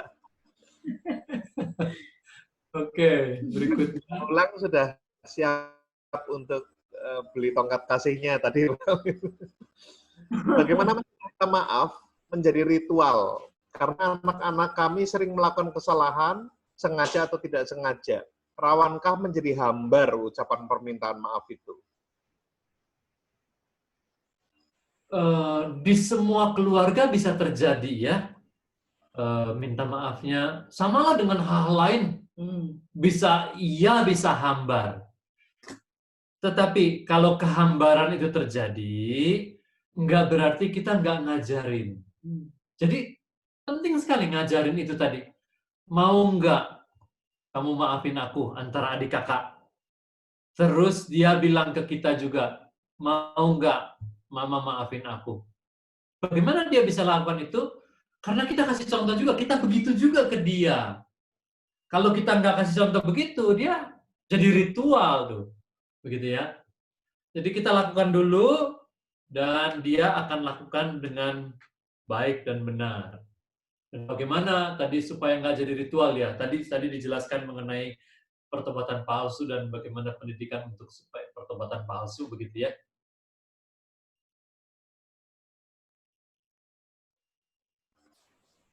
Iya, Pak. Ini ada kasus si kakak 11 tahun sering dibully oleh satu teman sekelasnya. Teman ini laki-laki. Bagaimana kami menjelaskan ke anak kami kalau dia tetap harus mengampuni temannya, sekalipun seringkali kalimatnya menyakiti hati. Ini sudah lapor ke wali kelas, temannya tetap mengulangi lagi. Kadang di keadilan tertentu anak kami melawan. Tapi ketika dia melawan, dia malah dianggap yang salah oleh gurunya. Waduh, dilema ini, Pak. Iya ya. Mengenai anak-anak saling mengatai dan segala macam di sekolah ya terjadi. Udah betul kalau kita laporkan ke guru. Nah, jadi kalau kasusnya udah diselesaikan di sekolah, selesai. Dia udah minta maaf, sudah dipulih. Tapi terus kalau ini terulang dan berulang, biasanya ya di sekolah-sekolah, memang di kelas ada banyak anak. Tetapi di banyak komunitas, dan maupun di sekolah juga, biasanya anak-anak itu gerombolannya dengan yang sejenis. Anak-anak yang suka baca, gerombolannya di perpustakaan. Anak-anak yang suka basket, gerombolannya sama itu, gitu ya. Jadi sesekali kita akan bermain secara heterogen, gitu ya. Tetapi dalam banyak kesempatan, ibaratnya ikan dengan jenis yang sama akan berenang dalam satu kelompoknya, gitu ya. Jadi kalau mau kalau sudah diulang, dikatakan terus diulangi dan terus disalahkan dan anak itu terus memulai lagi, ya mungkin kita perlu mengurangi frekuensi untuk terlibat dalam kegiatan yang sama dengan anak itu untuk sementara waktu.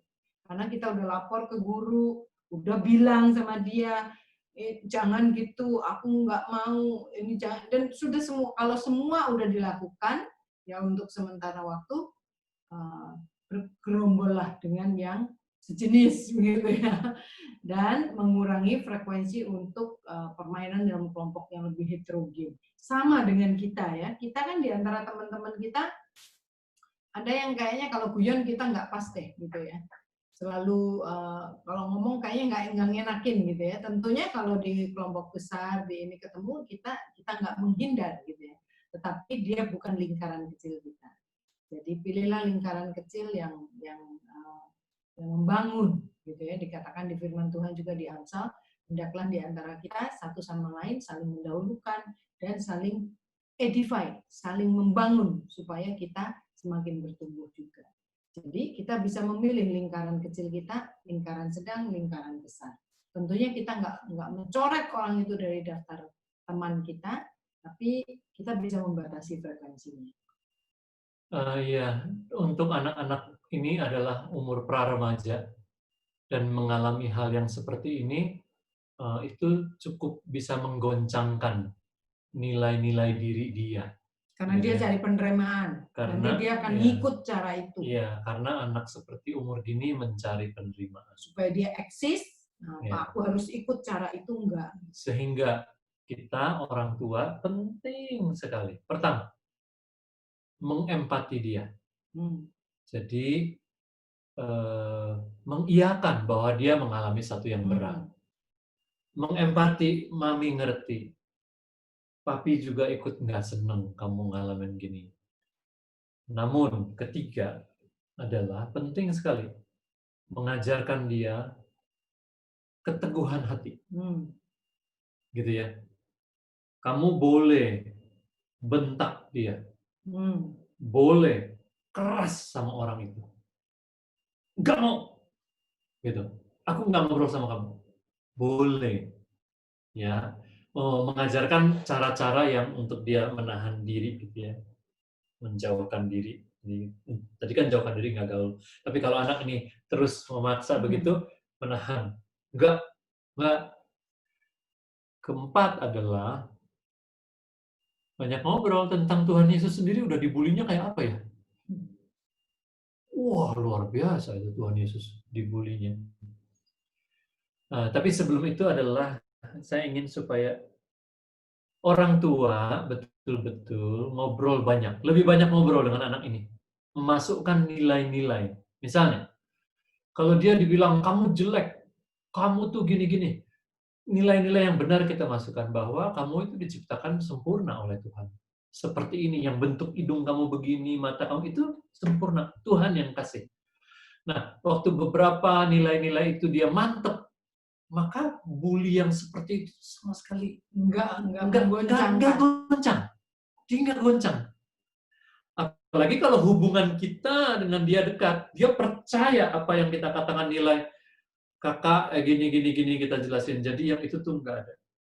Nah, baru itu enggak benar. Semua yang dia katakan itu bukan kamu. Begitu ya. Nah, jadi baru kelima kita cerita tentang Tuhan Yesus yang dibully segala macam.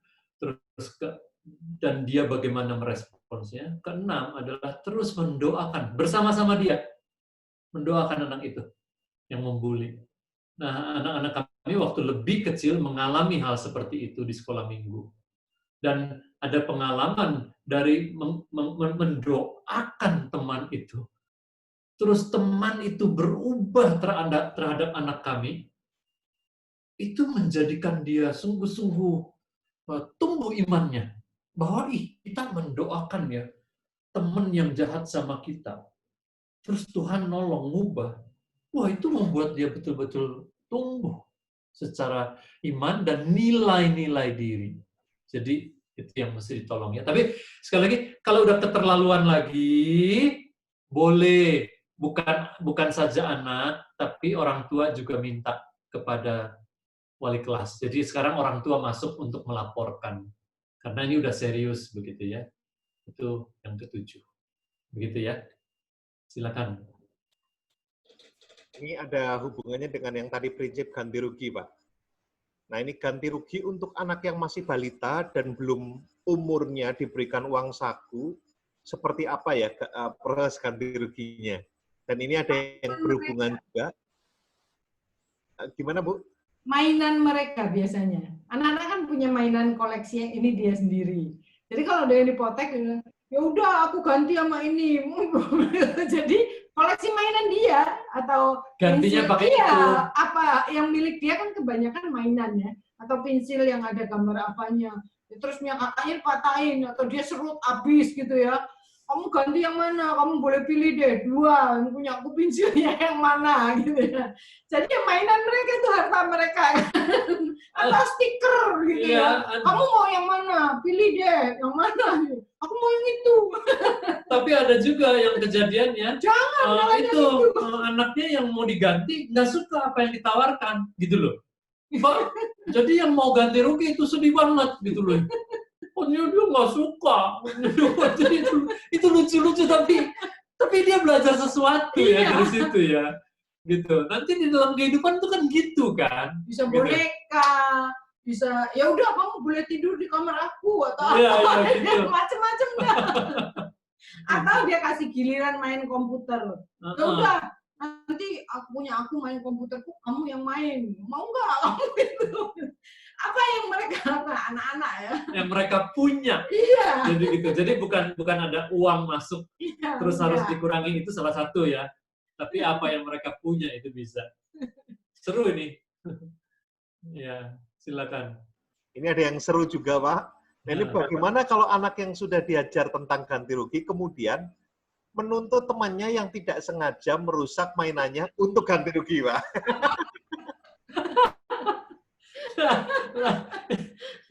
Kita ngajari anak kita dong, itu keluarga lain. Itu caranya di kita, di keluarga kita. Kalau keluarga lain belum tentu sama. Jadi kamu nggak bisa. Ya kalau dia mau ganti, ya boleh. Kalau dia nggak mau ganti, ya sudah. Kita nggak bisa maksa dia. Dalam hal-hal seperti itu ya, kami mengalami nggak cuma sekali. Anak-anak diajak untuk melakukan langkah iman, berdoa. Itu bukan klise banget gitu loh. Maka dari situ dia tumbuh banget. Dan dia mengalami secara langsung, anak-anak ya, mengalami pengalaman iman dari hal-hal sesederhana itu. Nah, itu luar biasa. Ya, ganti rugi sama juga dengan minta maaf tadi pertobatan. Kita ajarin di rumah. Aku tadi ini kamu mau nggak maafin? Ternyata ada temennya yang gerutuk dia atau dorong dia. Dia nggak mau minta maaf. Dia nggak bilang. Kita nggak bisa menuntut. Kalau orang lain, kita memilih kita memaafkan meskipun orangnya nggak minta maaf sama kita, gitu ya. Sama dengan kita orang besar ya. Kalau kita buka lift, kayak saya paling suka lift itu karena simple, semua orang mengalami. Ada orang lari-lari kita buka ini, orangnya nggak terima kasih. Kita nggak bilang, Mbak, terima kasih dong. Saya udah bukain. Kalau kita lakukan terima kasih. Tapi kita nggak menuntut orang lain untuk minta maaf sama kita atau berterima kasih. Kalau dia nggak minta maaf, saya pun sudah memaafkan. Gitu ya. Jadi itu bisa jadi anak-anak bisa lebih matang lagi. Bahkan nanti sesudah mereka lebih besar, waktu kami kasih handphone atau apa kan, kami sharingkan juga ya bahwa nanti suatu saat ini akan jatuh. Bunda udah maafkan semuanya. Kesalahan-kesalahan akan terjadi dengan handphone ini. Jadi sebelum mereka minta maaf pun kita bisa memberikan maaf. Tetapi untuk kita punya hati nurani yang bersih, kalau kita punya kesalahan, kita mengaku. Tapi kita nggak menuntut orang lain. Jadi check and recheck diri sendiri. Dan lebih penting lagi ya dalam hal-hal kayak gini, tadi yang saya ulang lagi. Kalau orang tua sangat mengempati anak, jadi betul-betul itu ya, dia akan tanda kutip ya, terpenuhi rasa itu. Sehingga dia nggak menuntut dari orang lain itu. nanti dengan semakin besar anak, kita kan di sesi 6, 7, 8 kan kita menanamkan karakter ketaatan, menghormati orang tua. Nanti waktu anak-anak lebih besar, fase yang lebih besar, ada tema karakter yang kita akan tanamkan yang berbeda. Seperti tadi adalah untuk bisa stand alone, untuk punya berdiri sendiri, berdiri teguh terhadap pada prinsip. keyakinannya. Yang kedua adalah yang penting adalah toleransi. Karena mereka makin besar akan melihat aturan rumah berbeda, orang pada tingkat kematangan yang berbeda, sama juga dengan kita. Dan kita nggak bisa hanya kita lagi belajar ini ya, terus kita ngomongin semua temen mengenai hal ini. Kita mesti bertoleransi bahwa setiap orang pada tingkat perjalanannya masing-masing. Nah, nanti dengan bertambahnya usia akan ada hal-hal karakter-karakter yang kita bangun dan kita tumbuhkan anak kita. Iya. Ya Pak. Bagaimana, ini ada pertanyaan tentang bagaimana dengan anak yang mulai bohong, tapi untuk hal-hal kecil, seperti misalnya kita tanya dia sudah cuci tangan atau belum, katanya sudah, tapi waktu dilihat tangannya rupanya belum. Apakah kami perlu memberikan dia konsekuensi atau cukup bilang dia nggak boleh bohong? Gimana caranya agar dia tidak mulai bohong untuk hal-hal kecil, walau sepertinya sepele, tapi takutnya jadi kebiasaan. Ini anak umur 2,5 tahun, Pak. Oh, 2,5 tahun. Ya, ada niat Iya, bohong dia. 2,5 tahun itu sama seperti waktu kita belajar di sesi 10. Ada niat jahat enggak? Ada niat sengaja enggak? Dia belum nalar tuh, belum nalar. Kata bohong dia nggak ngerti. Dia nggak ngerti. Kamu bohong. Enggak, dia bilang. Tapi dia bukan sedang berbohong dengan bilang enggak itu. Waktu bilang, kamu udah cuci tangan? Udah. Oh, karena yang dia tanya, dia dengar kata udah cuci tangan, udah. Belum cuci tangan? Belum. Iya. Terus, mana tangannya? Coba lihat. Ini belum cuci tangan. Lah ya pasti nggak akan gitu. bersih. Dia nggak bisa cuci tangan sendiri. Iya. Jadi bukan bohong. Mungkin dia Iya. cuci tangan kecipit gitu. Jadi skillnya memang belum. Untuk 2,5 tahun definitely bukan kebohongan dan nggak ada niat. Jadi ini bukan soal dia sedang makin kebiasaan berbohong, bukan. Naif, masih polos aja dia nggak ngerti pertanyaannya. Jadi kalau Anda tanya misalnya, udah cuci tangan belum? Misalnya ganti sekarang. Tangan udah bersih, tangan. Lihat, Mami lihat. Bersih enggak? Ya, belum bersih ya, kita cuci lagi ya. Nih kalau bersih gini, pakai sabun, kan ditolong. Gitu ya. Ya. Ada kasus anak saya beberapa kali bicara negatif, Pak. Tetapi kalau kita lihat dia langsung minta maaf. Apakah harus diberi hukuman lagi? Pernah juga ketika dia mau dihukum, dia menjawab, tapi kan saya sudah minta maaf. Umur ada nggak umur? Nggak ada umurnya ini, Pak. Ya, itu tadi juga dijelaskan ya. Mengukur sah tidaknya pertobatan palsu itu.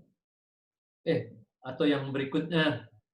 Yang berikutnya itu ya, bahwa kalau dia udah ngaku atau apa, kan dipuji, tapi konsekuensinya tetap. Gitu, harus itu. Kata-kata itu betul-betul bisa dibangun dengan dorongan semangat. Kalau Bapak Ibu per 5 tahun, Bu. Ya. Lagi. Iya. Kalau Bapak Ibu masih ingat kami membahas dari Efesus 4 ayat 29 ya. Terus mendaftarkan kata-kata yang jelek, yang anak-anak bilang goblok, curang, payah ya. Terus mendaftarkan kata-kata yang baik. Terus kemudian kita memberikan dorongan semangat selama 1 bulan. Untuk setiap tanggal kita kasih kolom-kolom, kalau dia bilang kata yang baik, tempelin smiley. Dia sendiri yang tempel, itu adalah banyak-banyak dorongan semangat. Ya, jadi teknik kita yang betul-betul. Iya. Bukan menekan kata-kata yang jelek, tapi membangkitkan kata-kata yang baik. Dan kita juga mencontohkan. Iya. Ya. Ada pertanyaan terakhir, Pak. Ini anak saya sanguin, minta maaf dan sadar mengakui kesalahan, dan dia siap menjalankan hukuman dan konsekuensinya. Menghilangkan kegiatan favoritnya, tapi dia cepat mencari kegiatan yang menyenangkan. kok kelihatannya sepertinya dia tidak kapok ya. Wah, ini kayak anak saya juga ini, Pak.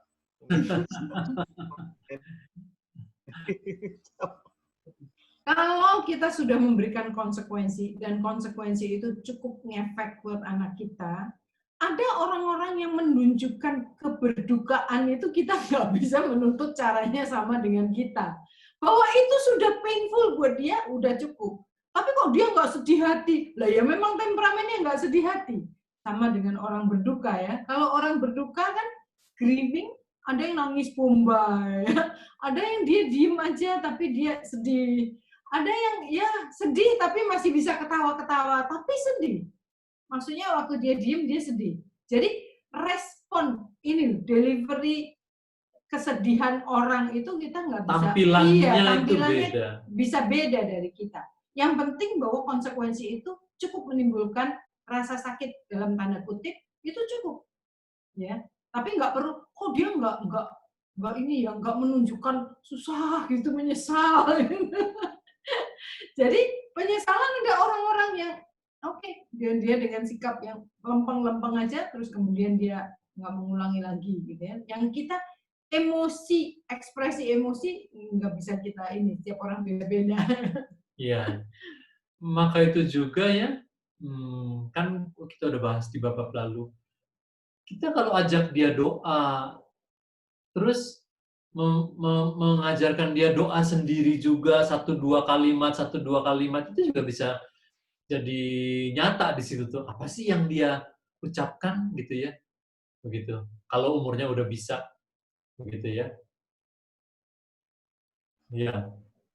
Ternyata seru juga ya. Dan apa namanya? Dan lihat deh, nanti kasih lihat deh di grup-grup videonya Benji yang kami sering pakai juga di materi-materi, bahwa waktu dia disuruh memuji Tuhan tanpa ada tuntunan lagu, kan dia keluar aja tuh kata-kata banyak. Aku memujimu apa, Tuhan baik, Tuhan. Dan itu berarti kata-kata itu tuh ada di dalam hati dia. Nah, itu sesuatu yang bagus, yang sudah tertanam begitu loh. Sama dengan hal ini juga begitu. Gitu ya.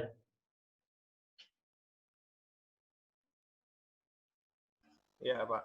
Ini apalagi kalau anak plekma ya. Ya. Ya, Pak, sedih, senang sama saja ekspresinya. Ya. Iya. Ya.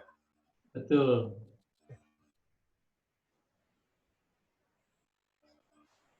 Habis ya pertanyaannya? Ya, pertanyaan habis, Pak. Ya. Habis. PR dan prinsip kunci. Kita kembali dulu ke screen ya. Ini udah terlihat?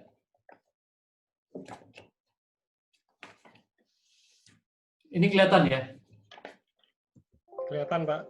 Ya, oke. Terima kasih. Prinsip kunci ya, pertobatan dimulai dari pihak pelanggar.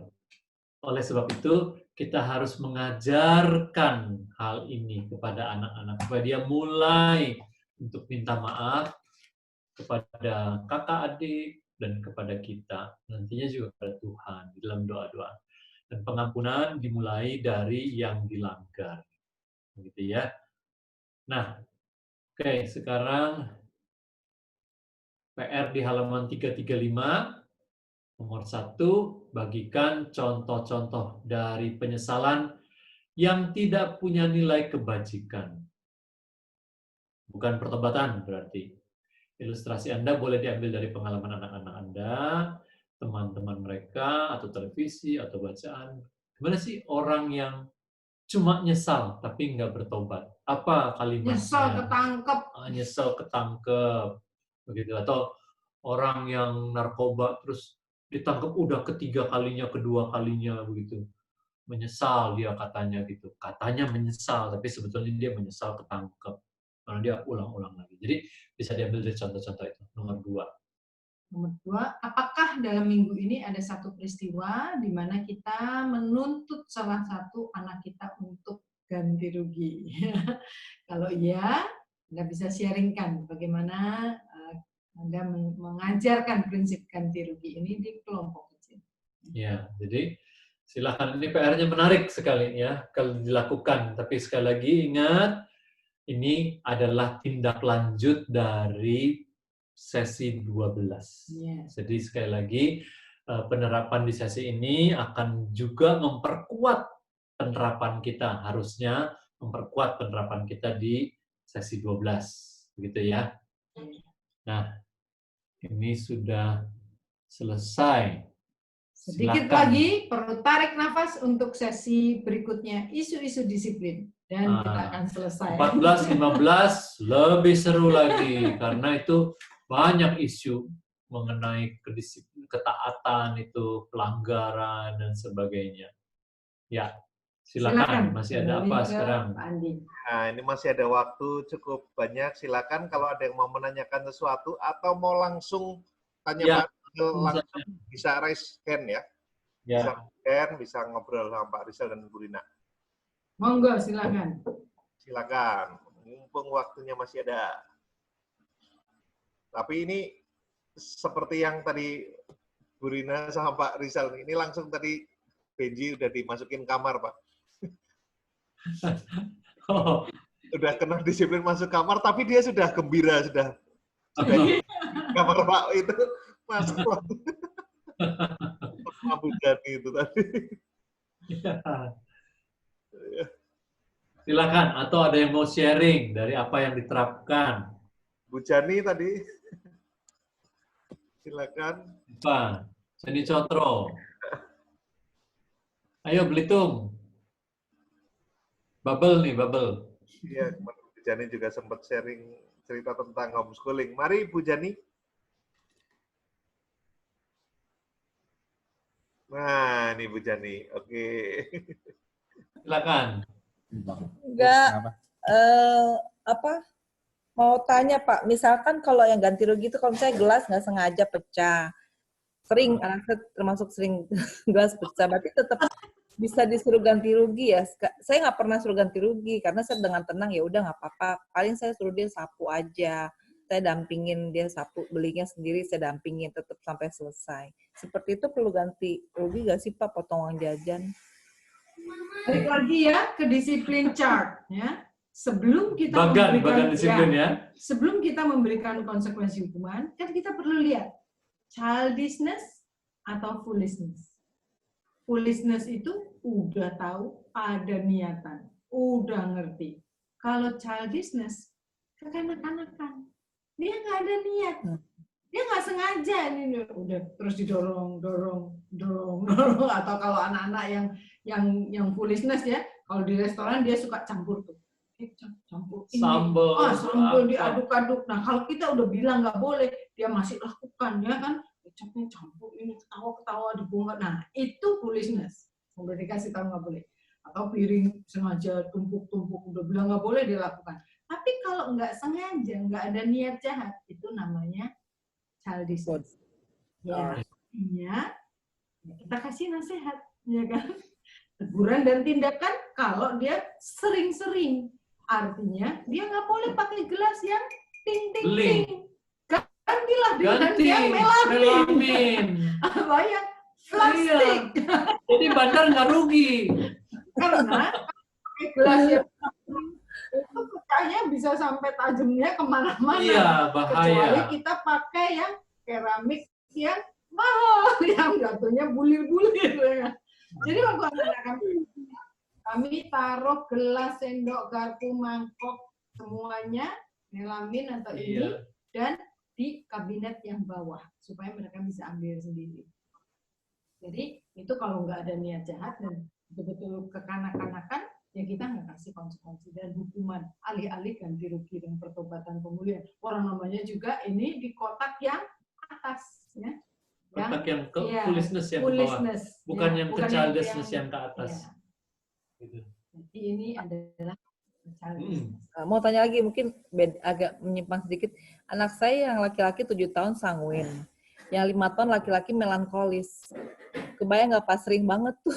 Jadi mereka yang sanguin ngerasa nggak ada salah, tapi yang melankolis ngerasa udah, maksudnya dan kesenggol dikit udah sensi gitu loh. Sering banget sih sampai bingung dikasih tahu satu-satu tuh juga apa mereka lupa lah segala macam. Jadi sering banget tuh di antara sanguin sama melankolis laki-laki ini loh. Itu gimana tuh? Maksudnya? Jadi gimana ya?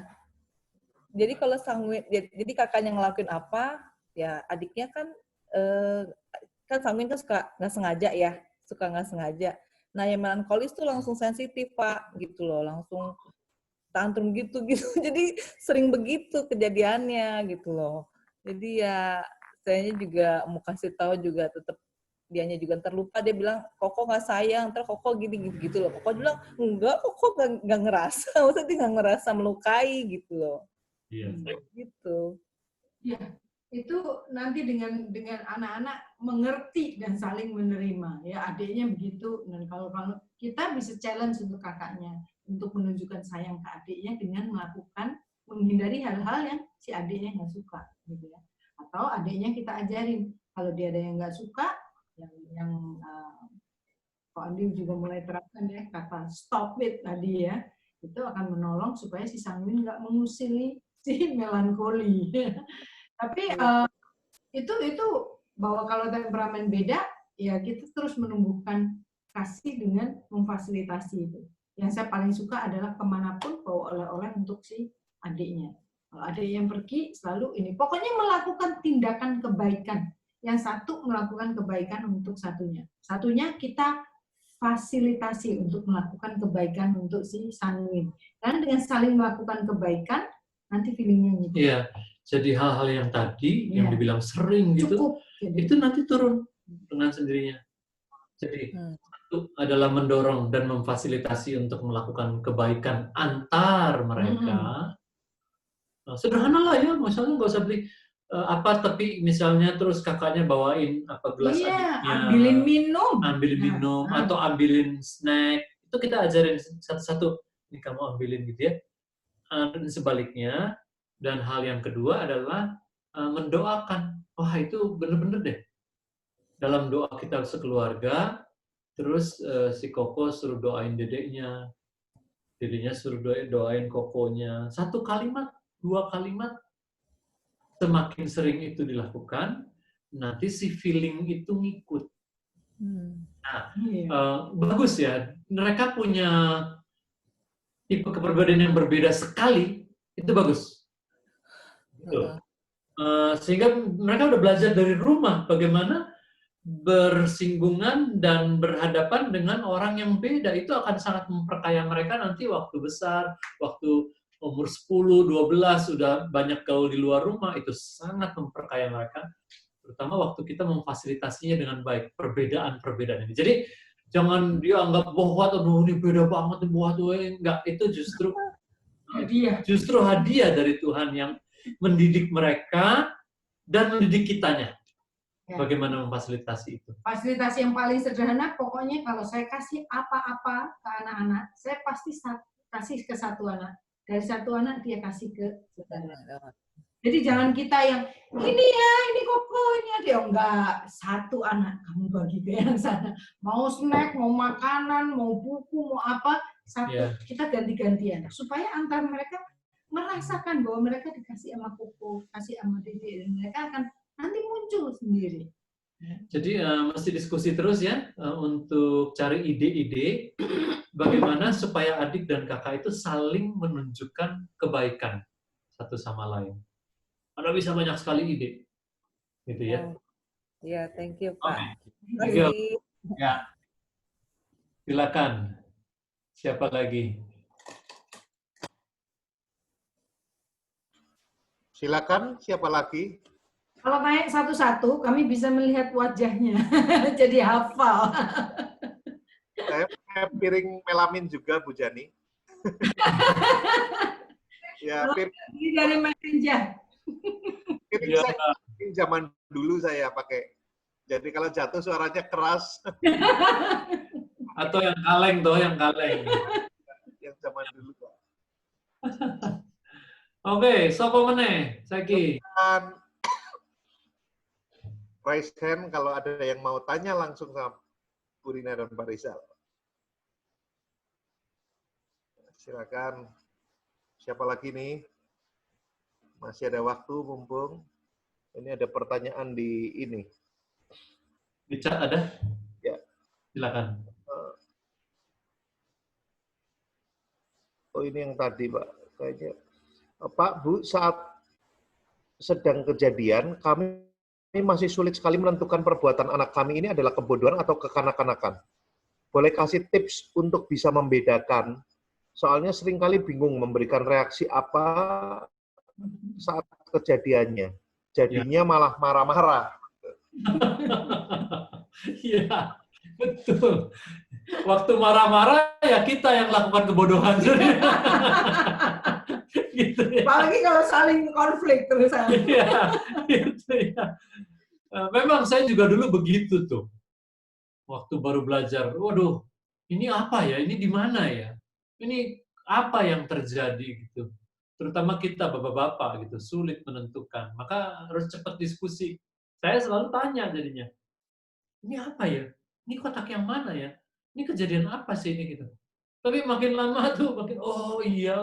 Exercise. Jadi di exercise tuh melatih diri gitu ya. Jadi ya sudah melatih diri untuk mengidentifikasi. Cuma ya mesti ditahan diri jangan marah-marah. Karena waktu kita udah sepaneng jadi marah-marah, terus udah ambiar ini kotak-kotaknya. Ambiar semua. Tuh, wah ini pakai kotak yang mana gitu ya.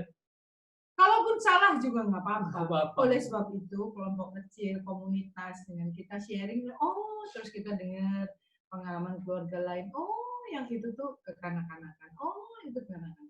Secara prinsip kita tahu bahwa itu yang nggak ada niat gitu ya, dan karena motorik, karena dia nggak apa namanya memanfaatkan kepolosan orang, nggak ada niatan itu. Tapi nanti secara spesifik kejadian-kejadiannya dengan semakin kita dengar di kelompok kecil kita kan makin itu contohnya banyak. Perbendaharanya jadi banyak. Tahu. Begitu. Iya, tetapi memang kalau foolishness itu kan udah dikasih tahu. Tapi ada unsur kesengajaan dia ulang, gitu kan? Bukan karena dia anak sanguin yang lupa gitu ya, bukan. Tapi bagaimana kalau kita kasih hukumannya kurang keras seperti tadi gitu kan? Tapi kalau childish kan belum tahu, belum bisa pegang gelas tuh, masih goyang-goyang terus sering pecah. Oh kita mikir gimana memfasilitasinya, begitu ya?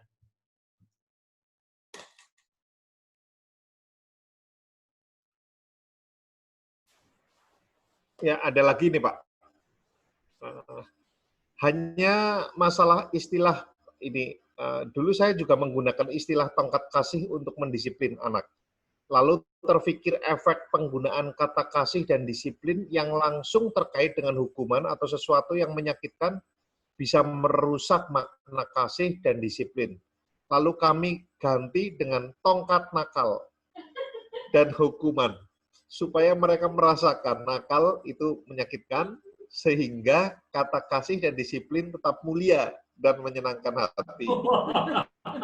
Hebat nih, betul. Kata kasih degradasi begitu ya, bagus sekali nih. Sebenarnya kami juga nggak pernah sebut itu. Kami juga nggak pernah. Kami lebih sering sebutnya sebagai tongkat gembala. Iya, tongkat gembala itu. Tongkat pengembalaan. Memang bukan tongkat kasih sih. Iya. Kalau tongkat kasih kan ini kan ganjaran akan mendatangkan duka cita, begitu kan? Ya udah, itu karena ganjaran tongkat gembala, tongkat hukuman bolehlah begitu ya. Kamu bukan tongkat kasih, betul sih. Ya, cuma kami secara eksplisit nggak pernah melarang atau meluruskan hal ini. Jadi kalau ada beberapa teman pakai, ya. Ya, seperti itu. Ya. Betul. Iya. Terima kasih. Terima kasih Pak Willy. Mungkin namanya tongkat kasihan. Tongkat kasihan. Kasihan deh lu. Gitu. Oke, mungkin ada pertanyaan lagi yang mau langsung, boleh langsung raise hand aja. Mumpung masih ada waktu dikit. Adakah yang mau bertanya langsung?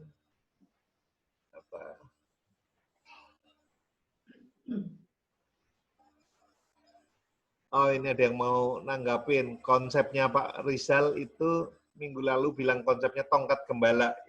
Ya, Ya, ya. gembala. Ya. Betul. Gembala karena dia mengasihi, dia bisa melakukan sesuatu yang lembut, tapi juga bisa melakukan sesuatu yang keras. Ya. Seperti yang Bu Rina udah cerita, dipatahin kakinya itu. Ya. Gembala yang baik kan gambarnya menggendong si domba yang kabur. Ini untuk proses time out, Pak. Ada yang mau tanya. Minta tolong dijelaskan atau langsung dicontohkan proses time out itu seperti apa. Kami masih bingung bagaimana cara memulainya. Ya, time out itu artinya, time out itu beda dengan isolasi ya. Kalau isolasi kan dia dimasukkan dalam satu ruangan, terpisah dari yang lainnya, dan kesakitan itu adalah karena hubungan sosialnya yang dicabut dulu. Kalau time out itu kita berhenti dari segala kegiatan. Misalnya adalah, yang contohnya waktu itu adalah, kalau dalam mereka itu terus udah tensi udah makin tinggi, udah makin gitu ya, terus kita kasih time out. Jadi sebelum mereka jatuh ke dalam kesalahan, udah time out. Mudah mereka tahu time out itu tidak boleh berkegiatan, hanya boleh duduk diam. Kami udah menyediakan tempat yang tertentu, teras belakang dan teras depan. Sesudah itu hatinya sudah beres, boleh main lagi. Jadi time out lebih preventif. Kalau isolasi itu udah kejadian. Udah Jadi dia konsekuensi. mikirin akibatnya ini, aku tadi lakukan ini, harusnya gimana, ke depan gimana. Nah, itu adalah fungsi dari isolasi untuk memikirkan kejadiannya apa. Kalau time out belum terjadi, supaya dia menjadi bijak. Karena orang bijak melihat dan dia akan menghindar, ya. Jadi time out tidak bisa dijadikan konsekuensi. Iya, sebelum itu. Ya. Makanya nggak ada time out ya di kotak-kotak konsekuensi isolasi. ya, gitu ya, betul. Preventif itu. Yang ulangan itu sesudah ini. Ya. Oke, waktu sudah jam 9. Oke. Ya. Sampai ketemu di isu-isu disiplin. Terima kasih Pak Rizal. Bu Rina mungkin bisa tutup dalam doa ya Pak Rizal. Baik, mari kita berdoa. Tuhan Allah Bapa, terima kasih. Engkau sendiri memberikan kami ganjaran supaya kami bertobat dan mendapat pengampunan dari-Mu dan dipulihkan hubungannya dengan Engkau. Tolong supaya kami mengajarkan hal-hal ini dengan cara yang benar kepada anak-anak, supaya mereka selalu menuju kepada pertobatan dari setiap kesalahan mereka. Dan juga mereka tumbuh sebagai anak-anak yang siap berhubungan dengan Tuhan dengan benar. Terima kasih untuk sesi malam hari ini. Kami berdoa supaya setiap orang tua punya keberanian dan keteguhan untuk menerapkan hal-hal yang sudah dipelajari. Tolonglah kami supaya jadi pelaku-pelaku firman-Mu. Dalam nama Tuhan Yesus kami bersyukur untuk sesi ini dan mendoakan semua ini. Amin. Amin. Terima kasih. Sampai ketemu minggu depan. Sampai ketemu. Bu Rina. Malam semuanya. Selamat malam. Ya. Selamat malam semuanya. Jakarta. Terima kasih. Terima kasih. Ya.